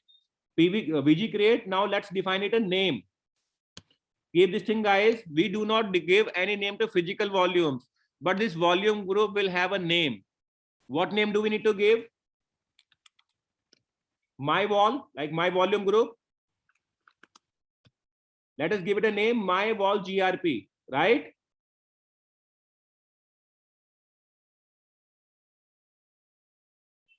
Right, guys? Yes, sir. Dev X VDF, the name of that disk.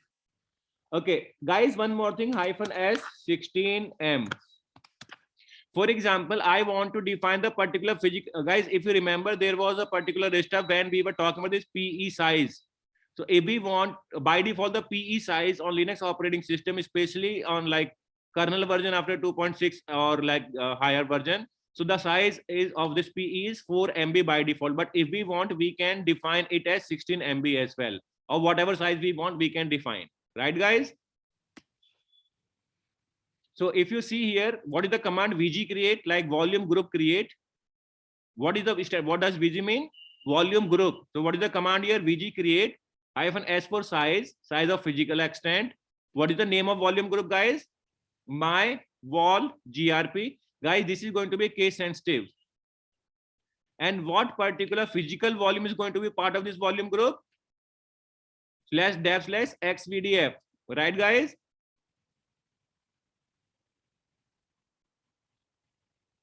Okay. Now, once again, if we run this particular command, guys, so you are going to get some additional information here, like VG name, my wall GRP, like my volume group. System ID is not specified. Format LVM2, metadata areas 1, metadata sequence 1, VG access read write, VG status resizable. Like if we want, we can reduce physical volume from this particular VG, or we can add other volumes to this particular like VG. Max LV 0, current LV 0, open LVM 0, max physical volume 0, current physical volume 1, active physical volume 1, VG size is going to be 9.98 GB. Now see, guys, what is PE size?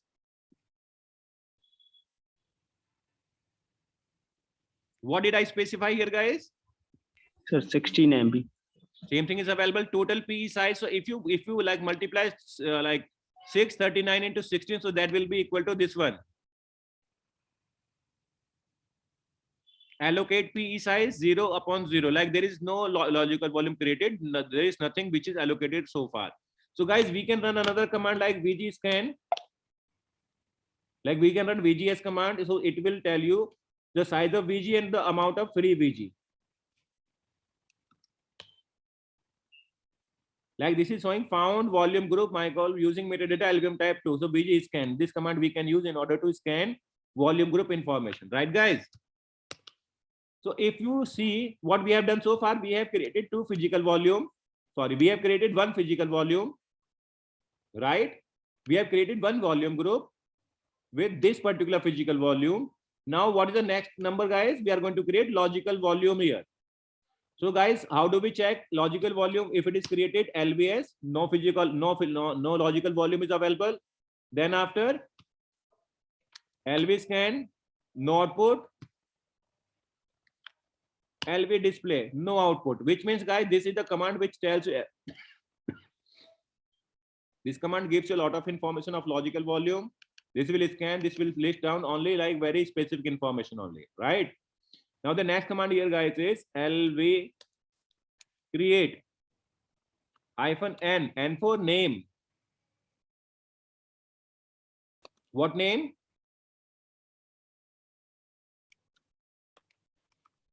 My LVM. Or whatever name I want, I can give here. Right, guys? -L. Or we can define here hyphen size. Right, guys?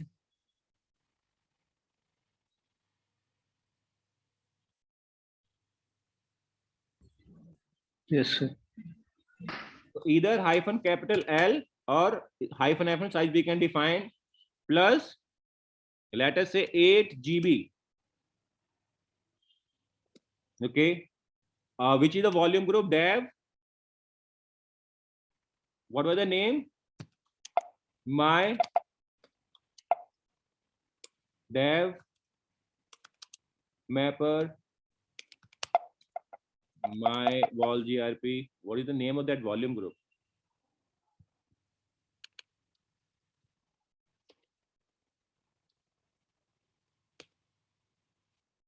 Okay, signature, there is one signature deducted over here on this particular my LVM. Offset is this by bit of years. Logical volume my LVM created. So guys, you see, like, why are we getting this sort of information, this sort of warning? Because if you remember, I created two partitions where I formatted one partition, right? I kept some data on it. So this LVM is still trying to detect that some piece of information is already available on that particular disk. Okay, now we can run a command lv display. What is the path of LVM? /dev my vol grp my LVM. Right, guys? LV name is this. VG name is my vol grp. LV UUID is going to be this. This is read writable. What is the IP address? Like, what is the host name? This is the host information where this LVM is created. Status is available. Open 0. LV size 8 GB. Current LE logical extent is going to be like 512. Segments 1. Allocation inherit. Auto ahead sectors auto. Currently set to this one. Block size this one. LVS, this information.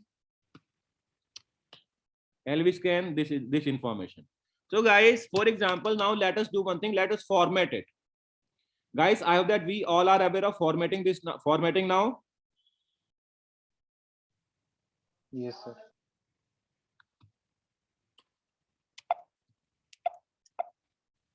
mkfs.ext4, or maybe let us do xfs.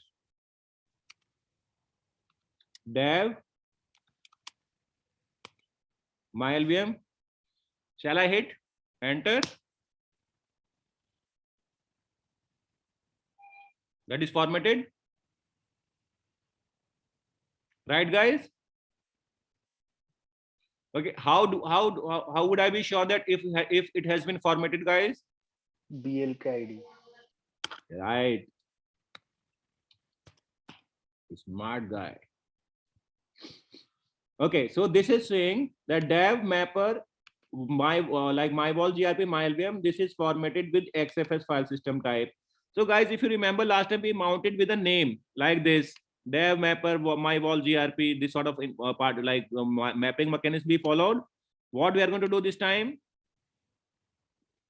We will try to mount this LVM with UUID. And where do we mount it? In permanent manner. This is UUID, guys. Where do we want to mount? Less image, and rest of information is going to remain same as above. And guys, in order to perform this type of operation as I was doing, so you can press Control and Y. So all the piece of information which is written on the top, that will be copied to like bottom line. Control Y. Control and sir, y, small y. Yeah, small y. Okay. Now let us see df hyphen capital th. So the particular image folder is not available.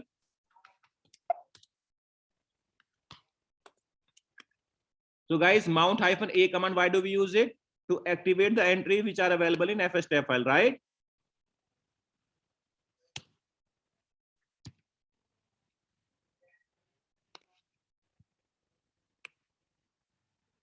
Available?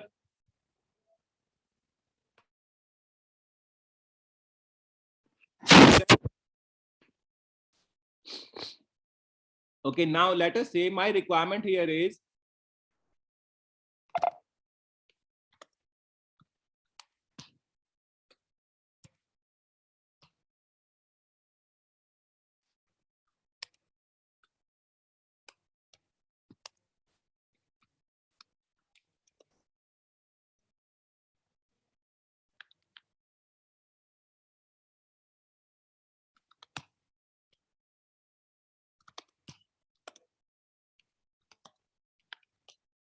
okay, guys. So if you see here, I have created a file of 7 GB.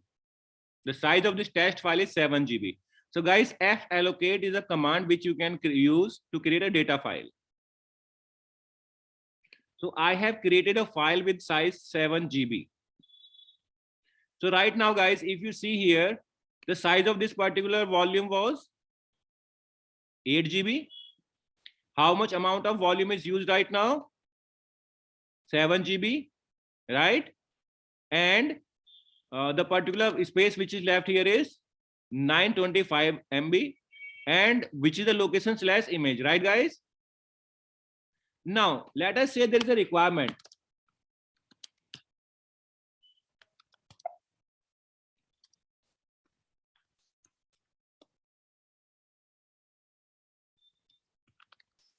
Sir, this command is like touch command. Sort of touch command, but it like you can create data file. So touch command is going to create empty file, but this is going to create data file. Like some random data will be allocated here. So guys, if you hit this particular command, you will get a message that no space left on device. Why it is so? The particular size or the amount of file, the particular size of file which I'm trying to specify, obviously I know that amount of space is not available.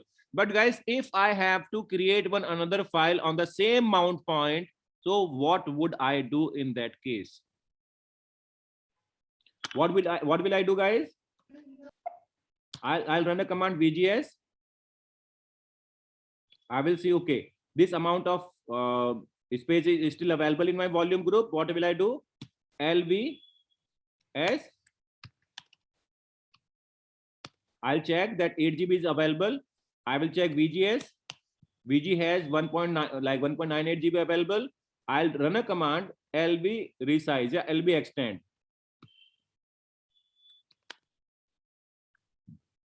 LV extend hyphen L.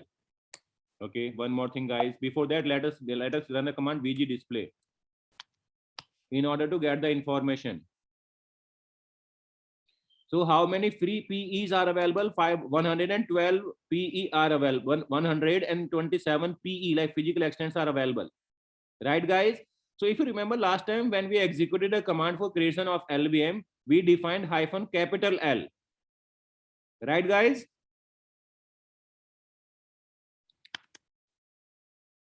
When I created this LVM, so I executed this command here, right? Hyphen capital L, then plus 8 GB. This is how I specified. Remember that? Yes, sir. Okay. This time we are going to do something else. This time we are not going to define the particular size in GB, but we are going to define the size in physical extent. So how do we do that? LV extend hyphen L. plus 127. And what is this 127, guys? P. This free PE size. So I'm going to specify this size, not this one. Otherwise, what could I have done here is I could have defined here hyphen capital L, then plus 1.98 G. Obviously, I could have defined like this, right? But rather than specifying size in this particular way, I want to define plus, like I'm obviously I want to add 127 physical extents, and where slash dev my wall grp my LVM. See guys, what it is saying? It is saying that size of logical volume my wall grp slash my LVM changed from 8.00 GIB, this much extents were there, to 9.98 GIB, which becomes 639 extents, which means like entire like total PE has been allocated to this particular volume group. Are we clear with this, guys?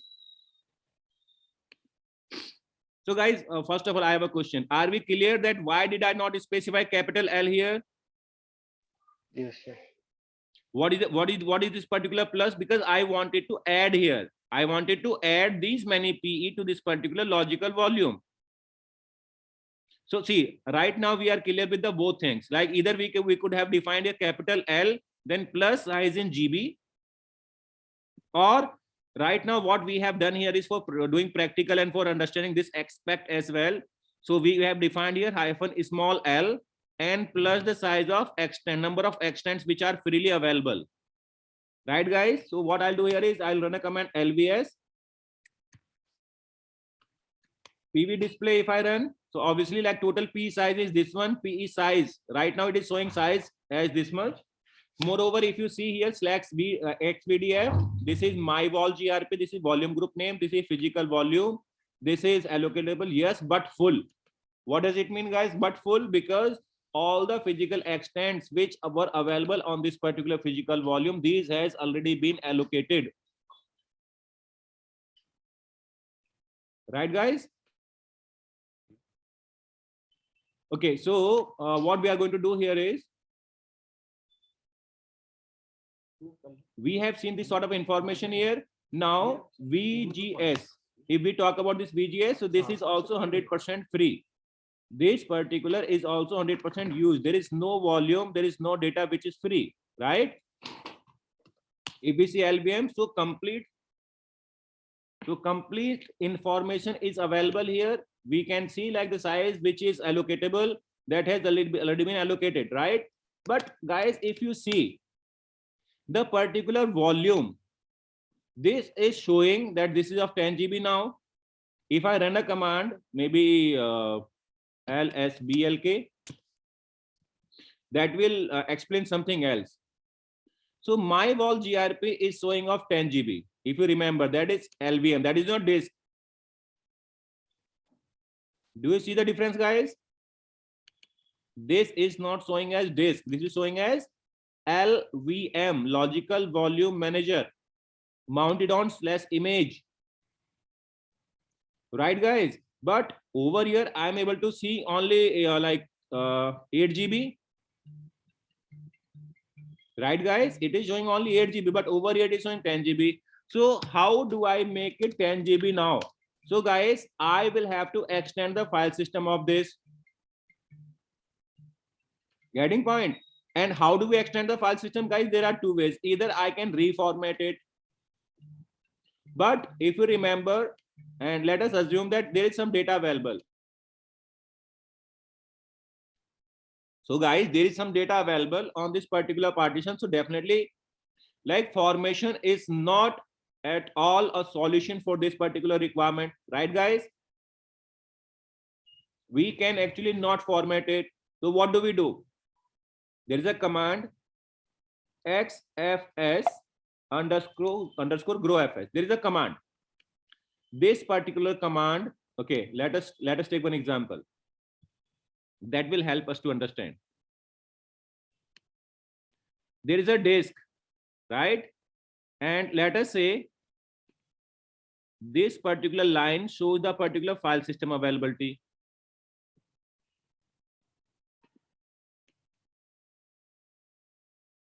Okay, so at this particular point, till this particular place where you see this highlighted point, till this particular place, file system is already available, but over here there is no file system. So resize to fs, or maybe you can call that xfs underscore grafs command is going to extend the same file system which is available here. That particular file system will be extended at up to this particular place. So that is what we are trying to do here. So the command here is xfs underscore grafs, and then the particular LVM name dev my wall grp and my LVM. I hope that we are clear with this. What is it? The LVM name, right guys? Sir, what is the use of mapper? So mapper is a logical identity manager. Inside dev, there is a particular folder which is known as mapper. So if you see here, this particular slash has been replaced by this hyphen. So that is a logical mapping of volume group inside mapper. So if there are maybe like hundreds of LVMs are created, so rather than defining it like this, like slash dev my wall my LV, rather than defining like this, Linux operating system like prefers to map it under slash mapper. So that is just a folder. If you want, we can. Okay, first of all, let us check the size of this disk. That is 10 GB now, right guys? 2.9 GB is available. So we have seen how to extend the file system, right guys?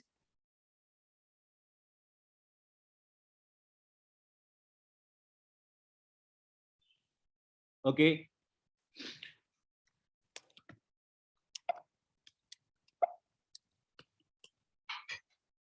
If you see here, there is a particular folder like known as control, and guys, this particular is a like soft link only,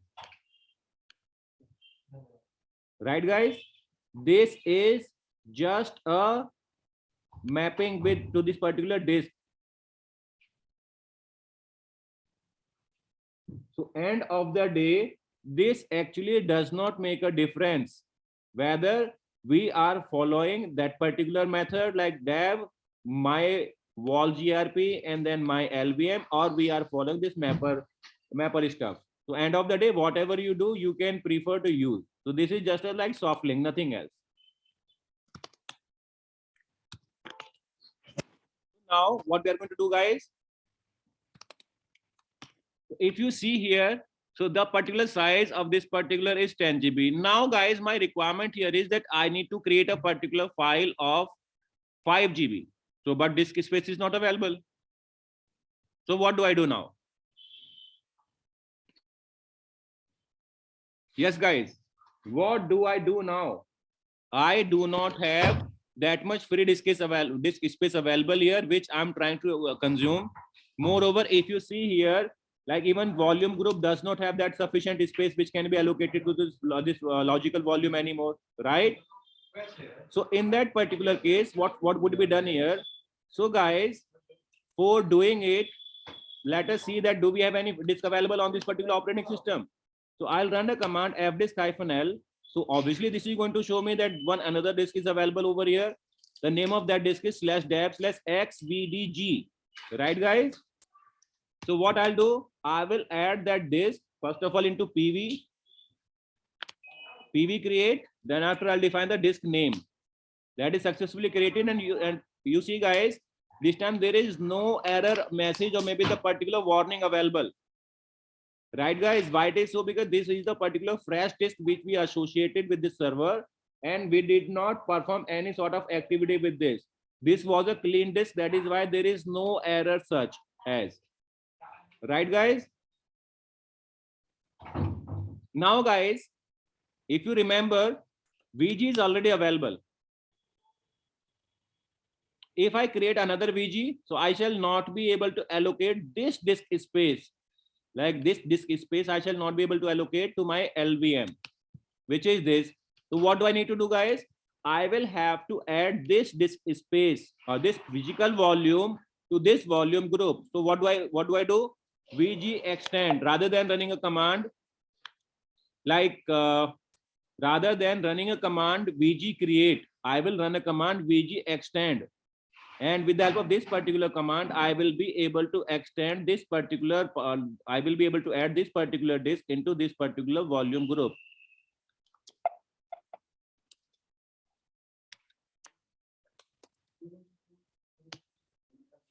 If you see here, my volume volume group, my vol grp successfully extended. So if you see here, like vgs, right now 14.98 GB disk space is also available. Overall size of this particular volume is 24.97 GB, right guys?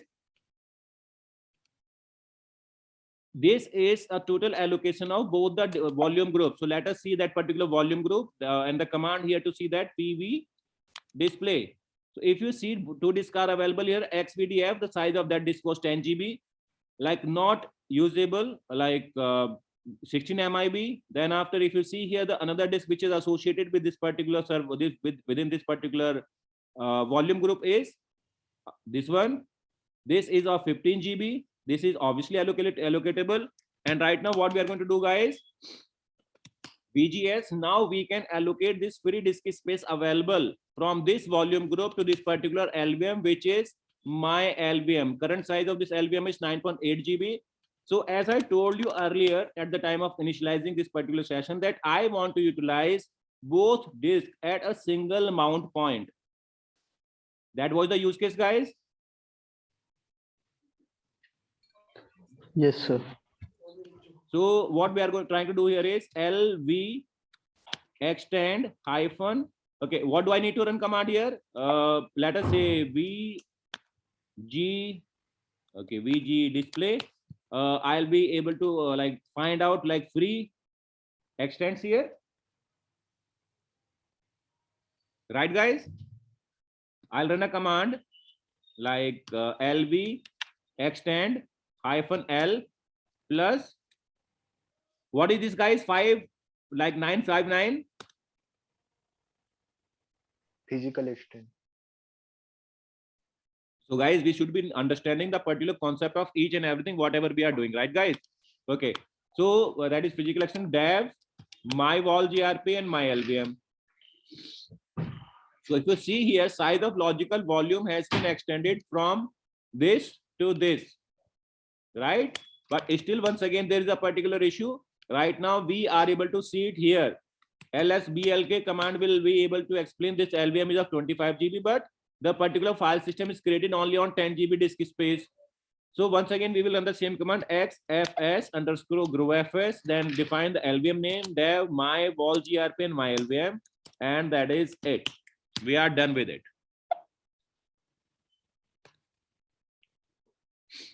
So guys, if you see here, right now we are able to mount two different disks onto the same mount point.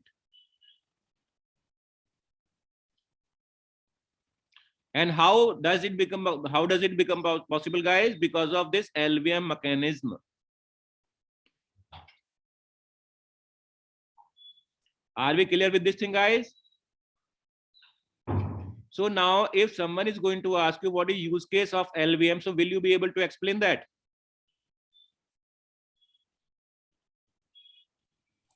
Yes. Yes, sir. Okay. Now, usually people ask how to reduce it. So guys, there is a command LV reduce hyphen L, maybe 18 GB.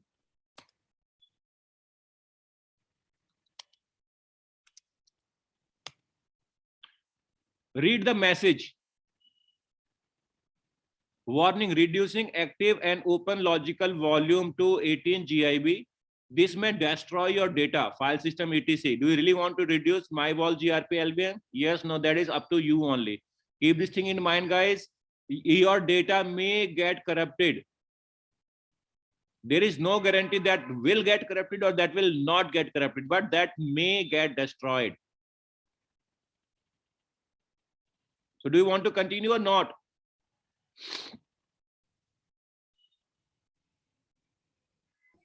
Sir, of course, yes, for now. Yes.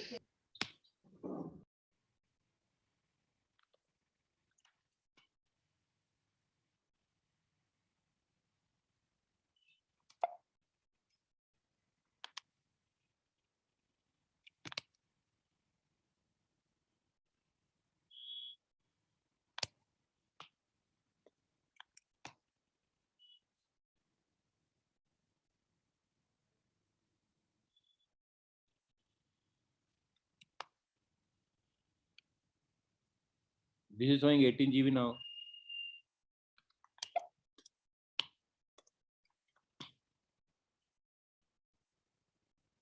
This happens usually when this system like that gets corrupted. So these are the symptoms of it. We have reduced the file system size, but file system size is still showing this much. So in production environment, guys, if someone is going to ask you that how do you reduce it, so guys, this is the particular command, but end of the day you will have to say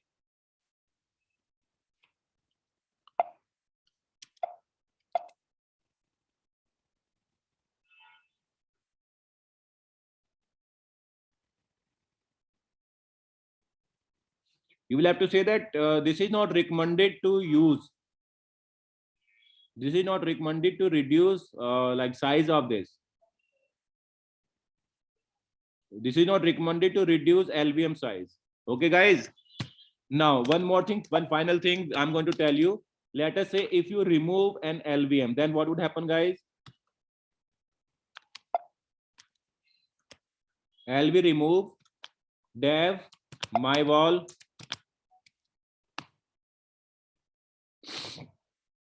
contains a file system in use. So we can define like u mount. Right, guys? Now, if I want to delete it, what will I do? My LVM successfully like, okay. This is deleted now. Now, guys, someone might ask you during interview that accidentally or knowingly someone has deleted my LVM and there was really critical data available on that. So how do you recover one deleted LVM?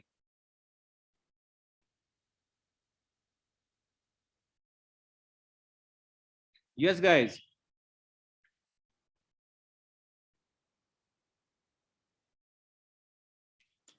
There is no LVM.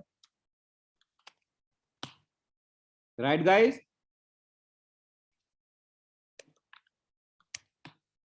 It is showing no LVM.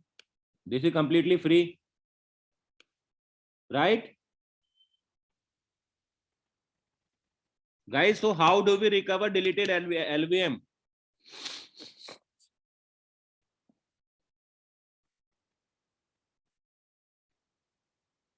Yes, guys.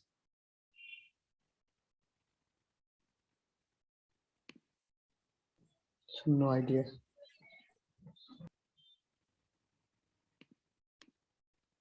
Okay.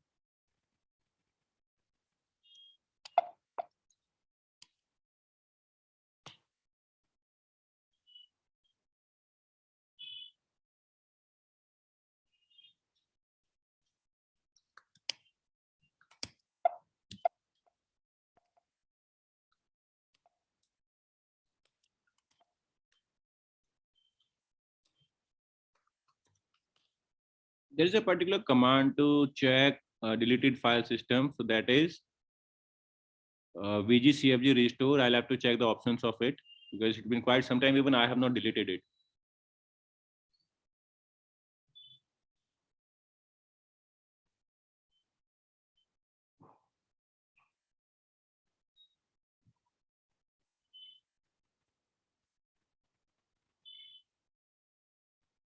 Okay, this is the syntax.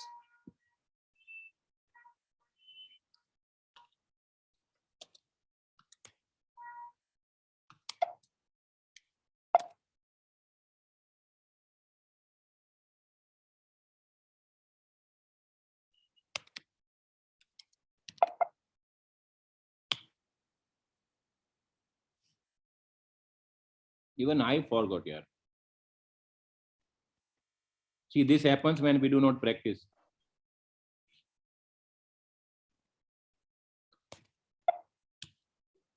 Sir, can we use a snapshot? Snapshot can be used if we might have taken a snapshot, but over here this is deleted.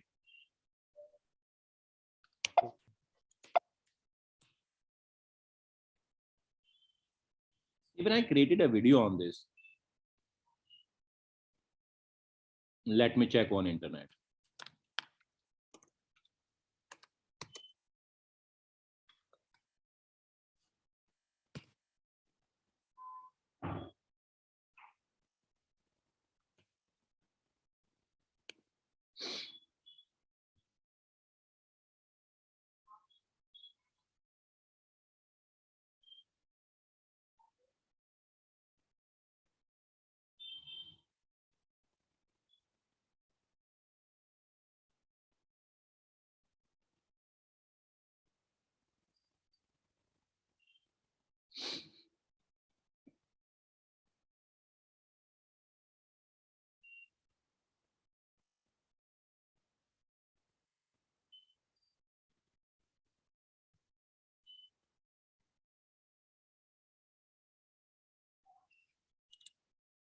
Okay.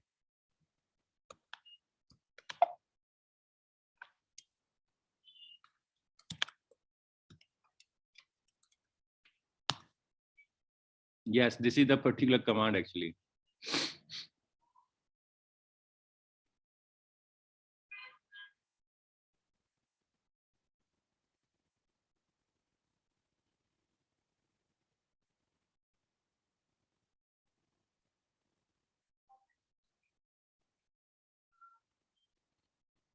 So guys, these are the metadata of that particular album. The Linux operating system keeps on tracking and keeps on like ensuring that the particular backup is available. So for example, if you see like there was multiple size, like it was of like we extended the volume, right?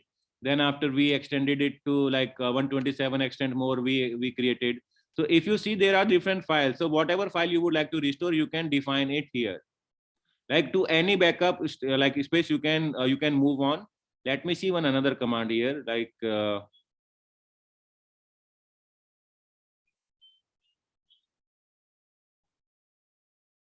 how do we restore it? That's what I'm trying to check.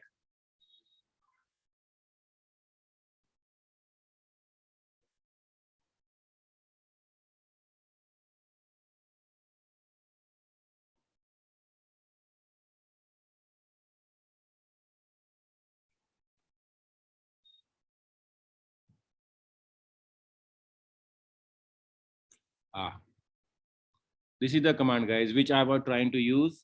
Test VG. So guys, what particular point in time we are trying to restore it? This is the final command which we executed. So obviously we will have to restore to this particular point in time, right?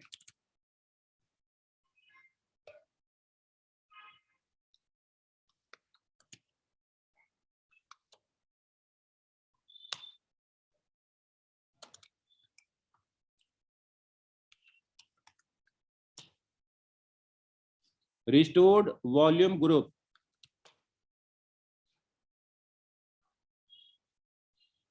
I'm sorry guys that I'm even checking on Google, because it's been quite some time, even I forgot the particular syntax of running this command. I remember the command actually. So guys, if you Okay, see, sir. if you see, this is available now, right guys? But mount /dev. Okay, let us try to run a command mount -a. This is saying can't find this UUID. When LVM is available,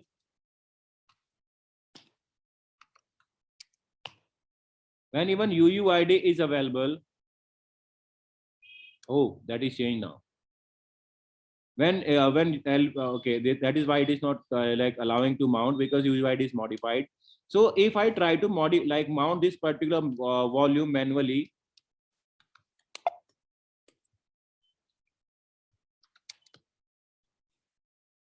a special device does not exist. Guys, what is it? What is happening here?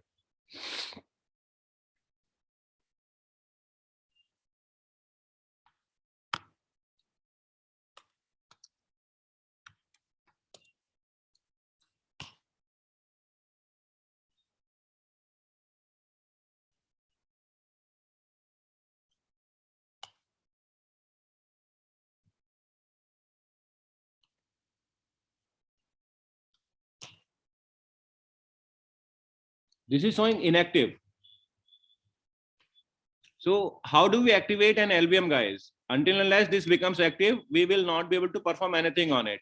So the final command here to activate it, VG change, yes.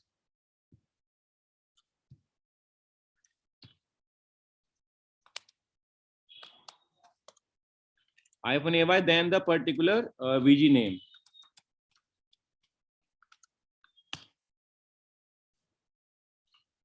One logical volume or volumes in volume group my vol grp now is active, so we can define that particular command now.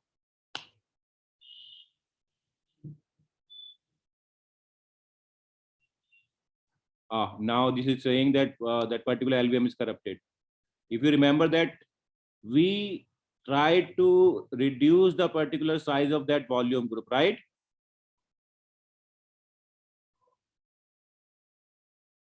Right, do you remember that?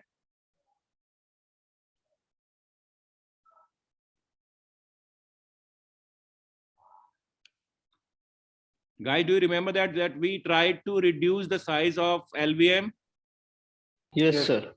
So that has made this particular stuff. That super blocks of this particular LVM are corrupted. That is why it is not mountable.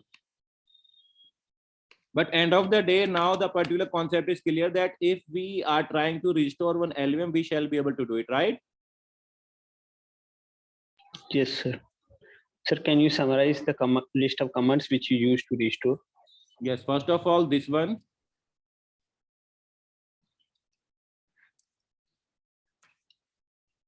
VGCFG restore -f list, then after volume group name. Next, this particular was to check the list. Then after I executed this particular command in order to restore volume group. And the final command was VG change -ay my vol grp in order to activate the available logical volumes on that particular. These three commands were used in order to restore one deleted LVM. Okay, let us do one thing. Let us try to create one another LVM and then we will recover it with these three commands only, right? LV create -n new LVM out like size is going to be -l plus 1 GB only, right? /dev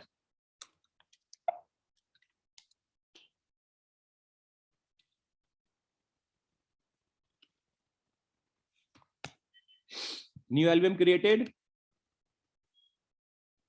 right guys? Yes, sir.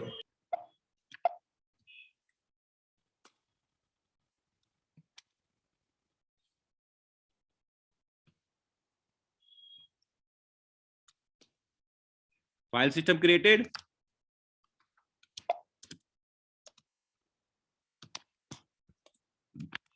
Mounted on /image, right guys?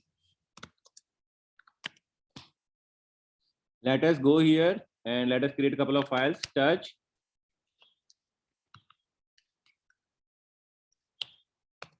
files created.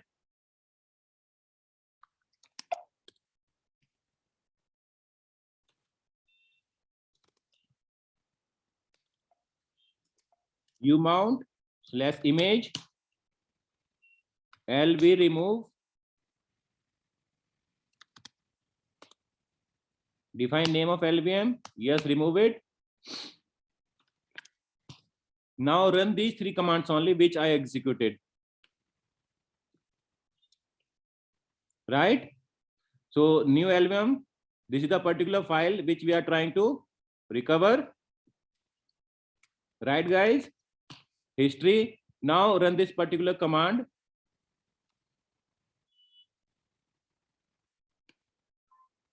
Just three commands it will take to restore one LVM, right? Yes, sir. And finally, we will have to define my vol grp at the end of this particular command. The volume name, right? Not this one.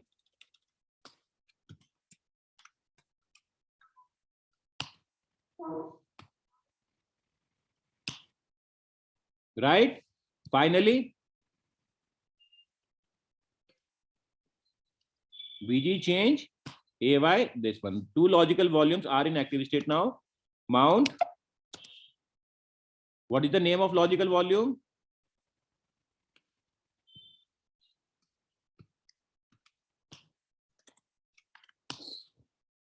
That is available. Even data is available. Why the previous logical volume was not able to be mounted? Because if you remember, we reduced the size, and at the time of reducing that file system size, there was a warning that your data may get corrupted or data may get destroyed. End of the day, that was destroyed. But if you see over here on this particular LVM, because we did not resize it, so this is available, and even after deletion of it, we are able to recover it. Right, guys? just with the help of 3 commands.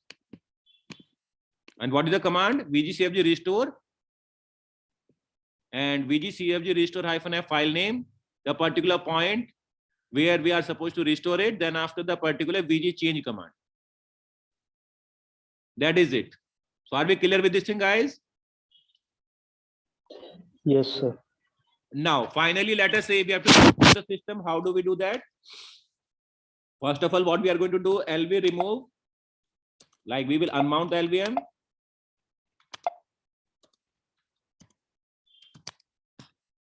Now, LVS, all the LVM we are going to remove, LV remove, /dev, my wall, and let us say my LVM, we will remove it. Same thing, we will remove another LVM, like new LVM is in use and contains a file system.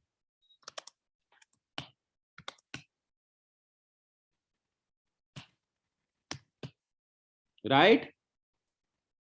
Now we will see if there is an LVM available, no LVM available. We have removed both LVMs. Now we will remove VG. VG remove.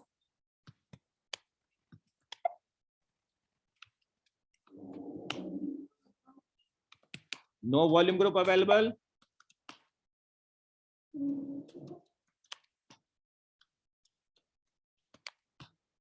Right? PV display.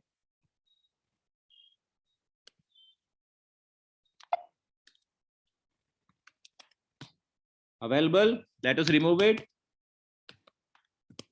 PV remove. Dev. XVDF.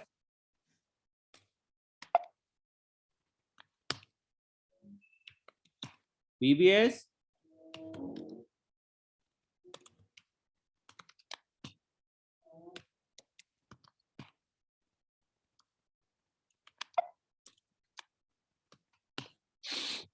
So both the disks are available, but that is not being used for any purpose now. These are free disks, right, guys?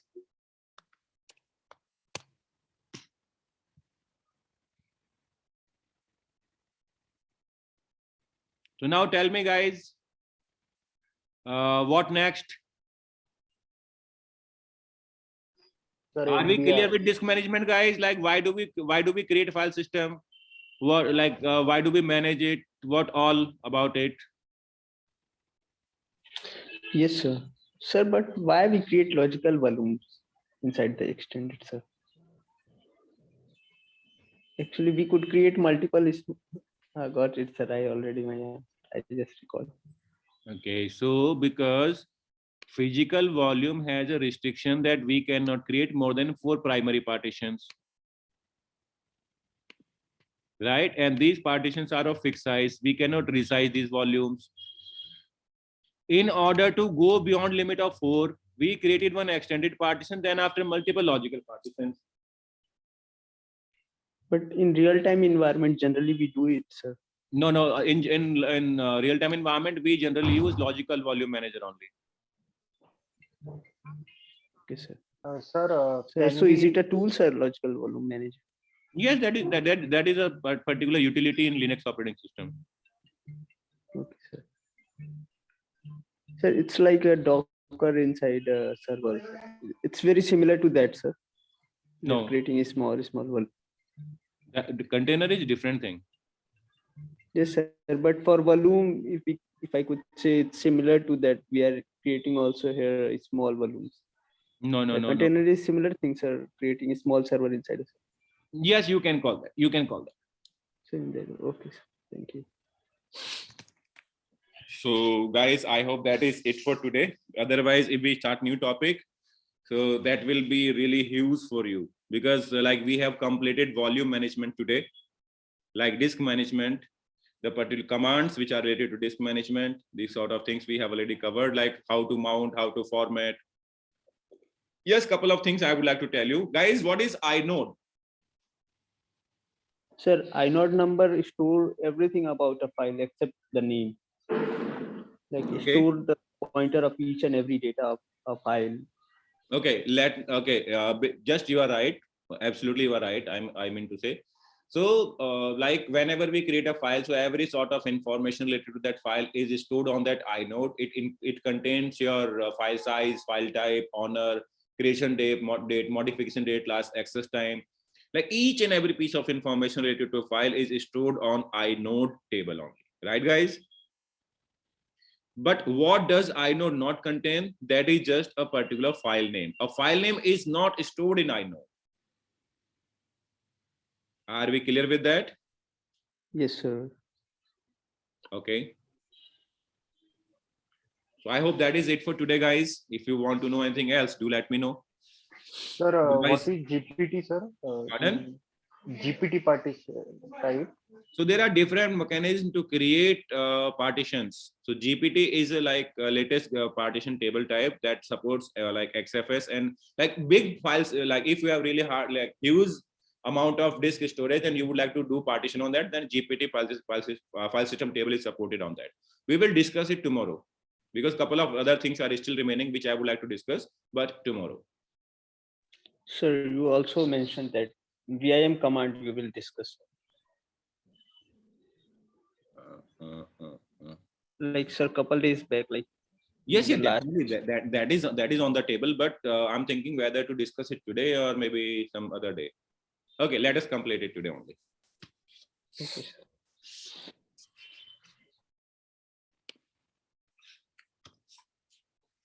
Okay, so first of all, what do we do here?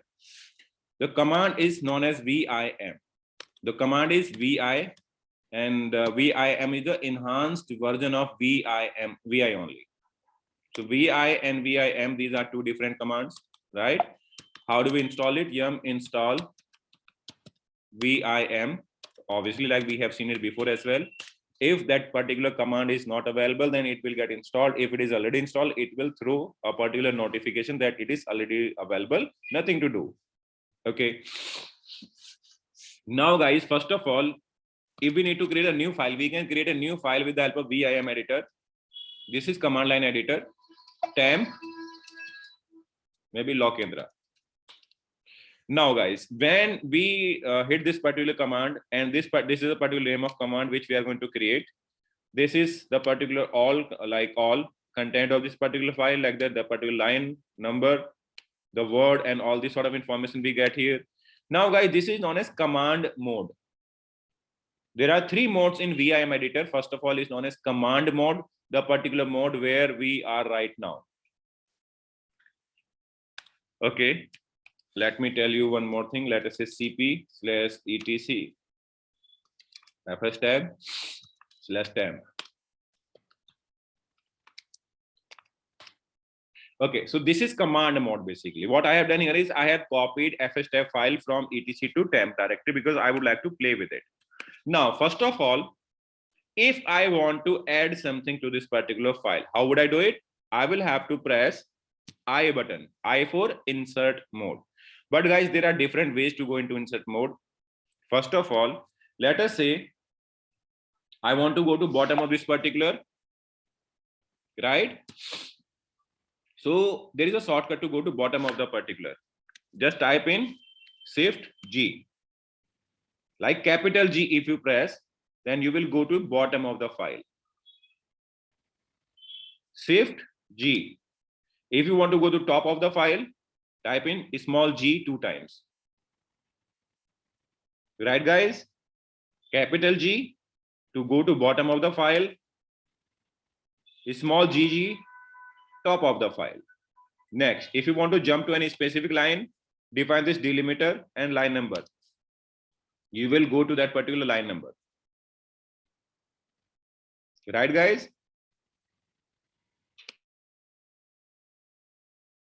Okay. What next?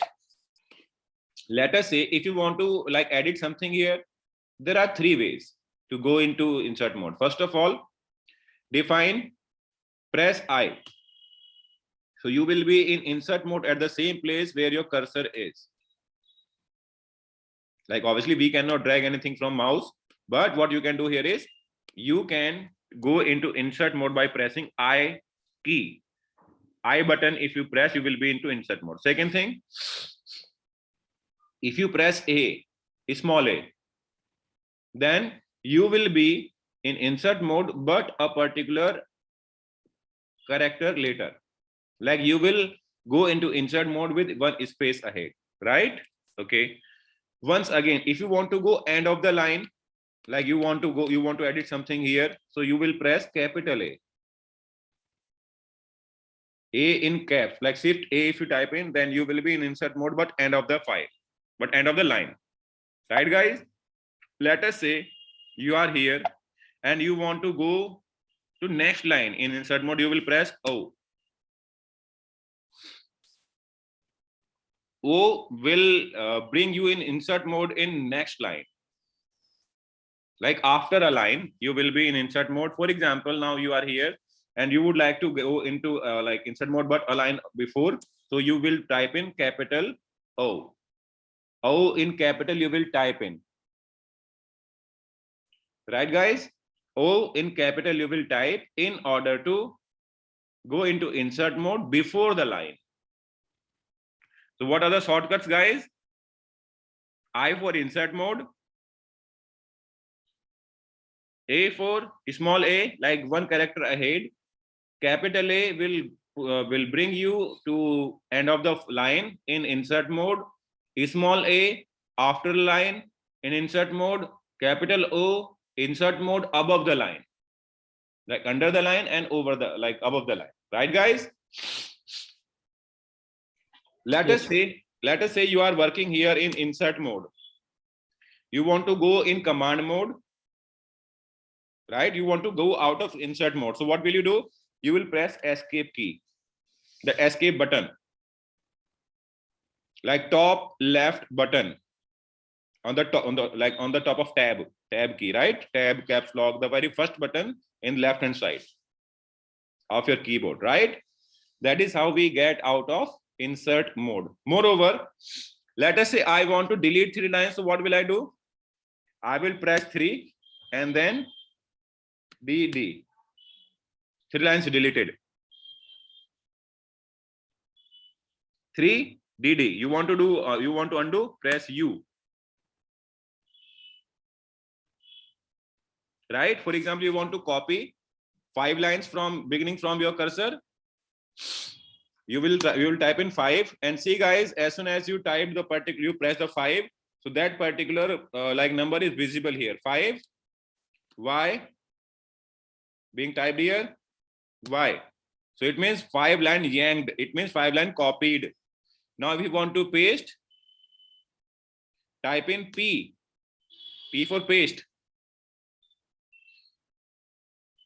Right, guys?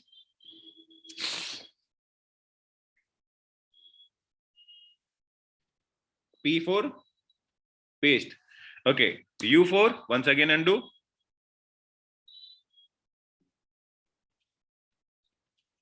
Now let us say if you want to search something here, just type in question mark and look for maybe find.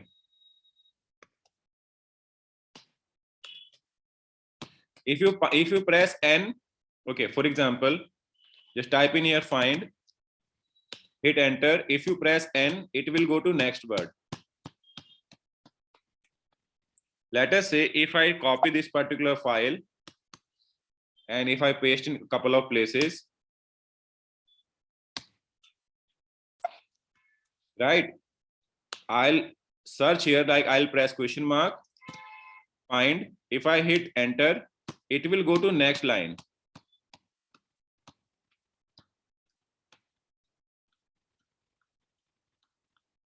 Right, guys? If I hit, see, there are 2 things. If you press small n, it will search in a different way, like top to bottom. If you press capital N, bottom to top.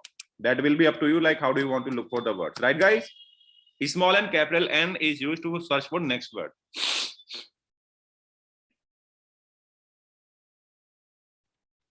Right, guys?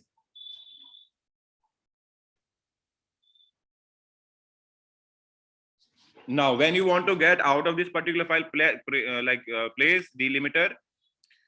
If you want to quit without saving, press Q, hit enter.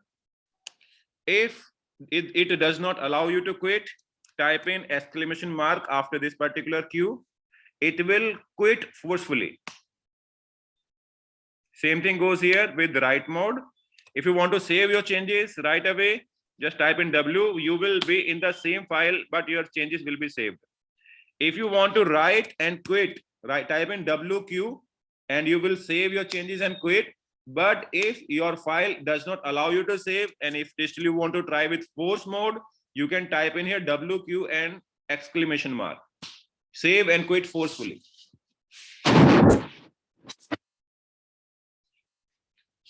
Now, there are some special shortcuts. Let us say if you want to go to any specific line, Vim plus 6, etc fs tab. So you will enter into line number 6 in this particular file. Where is your cursor? Line number 6. Let us say you want to go line number 12 within this particular file, Vim plus 12. So you will be at line number 12 here. Right, guys?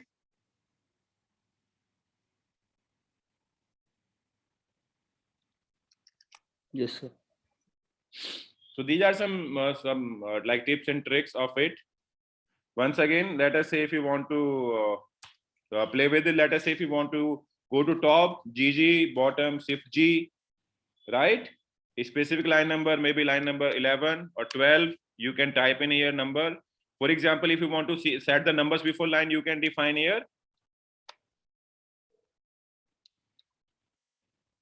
Set NU, set number. So all the line numbers will be placed here. Set NU. Right, guys? Moreover, if you want to undo that, set no number.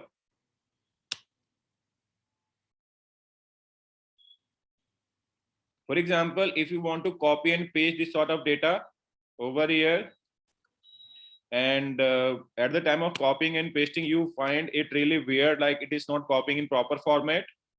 Sometimes it happens that if you are trying to copy and paste data over here, that is sort of XML file, that is sort of YAML file, maybe that is sort of your YAML sort of files are there, some comments are there, so that does not get pasted. So you can define your set paste mode. You can define here, and now if you paste, so that the particular formation of file will not be like affected. That will be pasted as it is. Like if there is any comment, that will be pasted like this. If that line is uncommented, that will be pasted like it is. So set paste is a particular option here which you can use in order to copy and paste your data over here. Right, guys?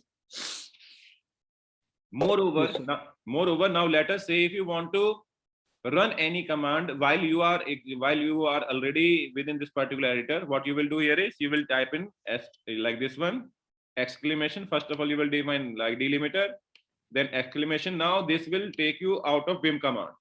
Now you can run any command here. Let us say you want to know how many files are in temp directory. Run this particular command like ls, and then this will print the particular file names here. But you are already in that particular file. For example, you want to run a command ping, maybe 8.8.8.8. You are already inside ping BIM editor, right? Ping command will tell you the output. Once you will cancel this particular command, you will once again go here. Moreover, if you want to jump from this file to any other file, maybe you can go like this. etc fs tab, like original file you want to edit here. So maybe you want to remove this particular, you will save this particular file, you will hit enter. Once again you are back to your previous file. Maybe you would like to copy some data from there. Let us say you want to copy these 4 lines here, like 5 YY, copied, enter, paste. The particular data which you copied from there, you will be able to paste the data over here, right, guys? So this is how you can play with VIM editor.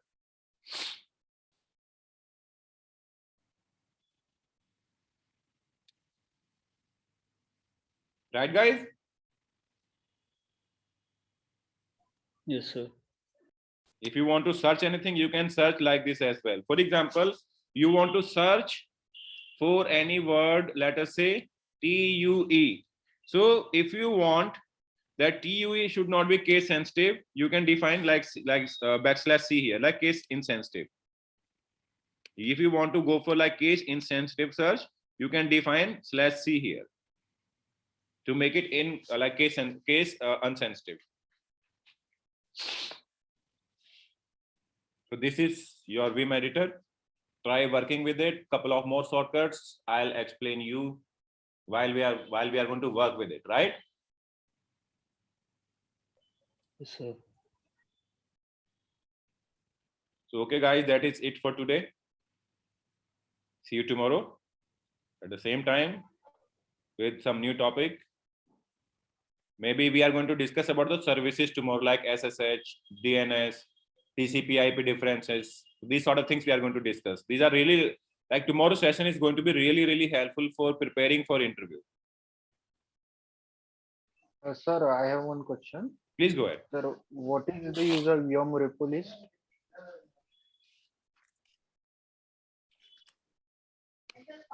YUM repo list. All the repositories which are available within your operating system will be listed down here.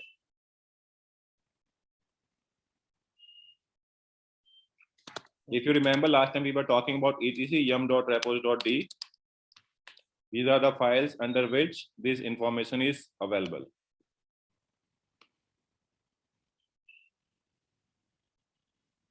So if you want to list down your repositories, then you can use your yum repo list commands.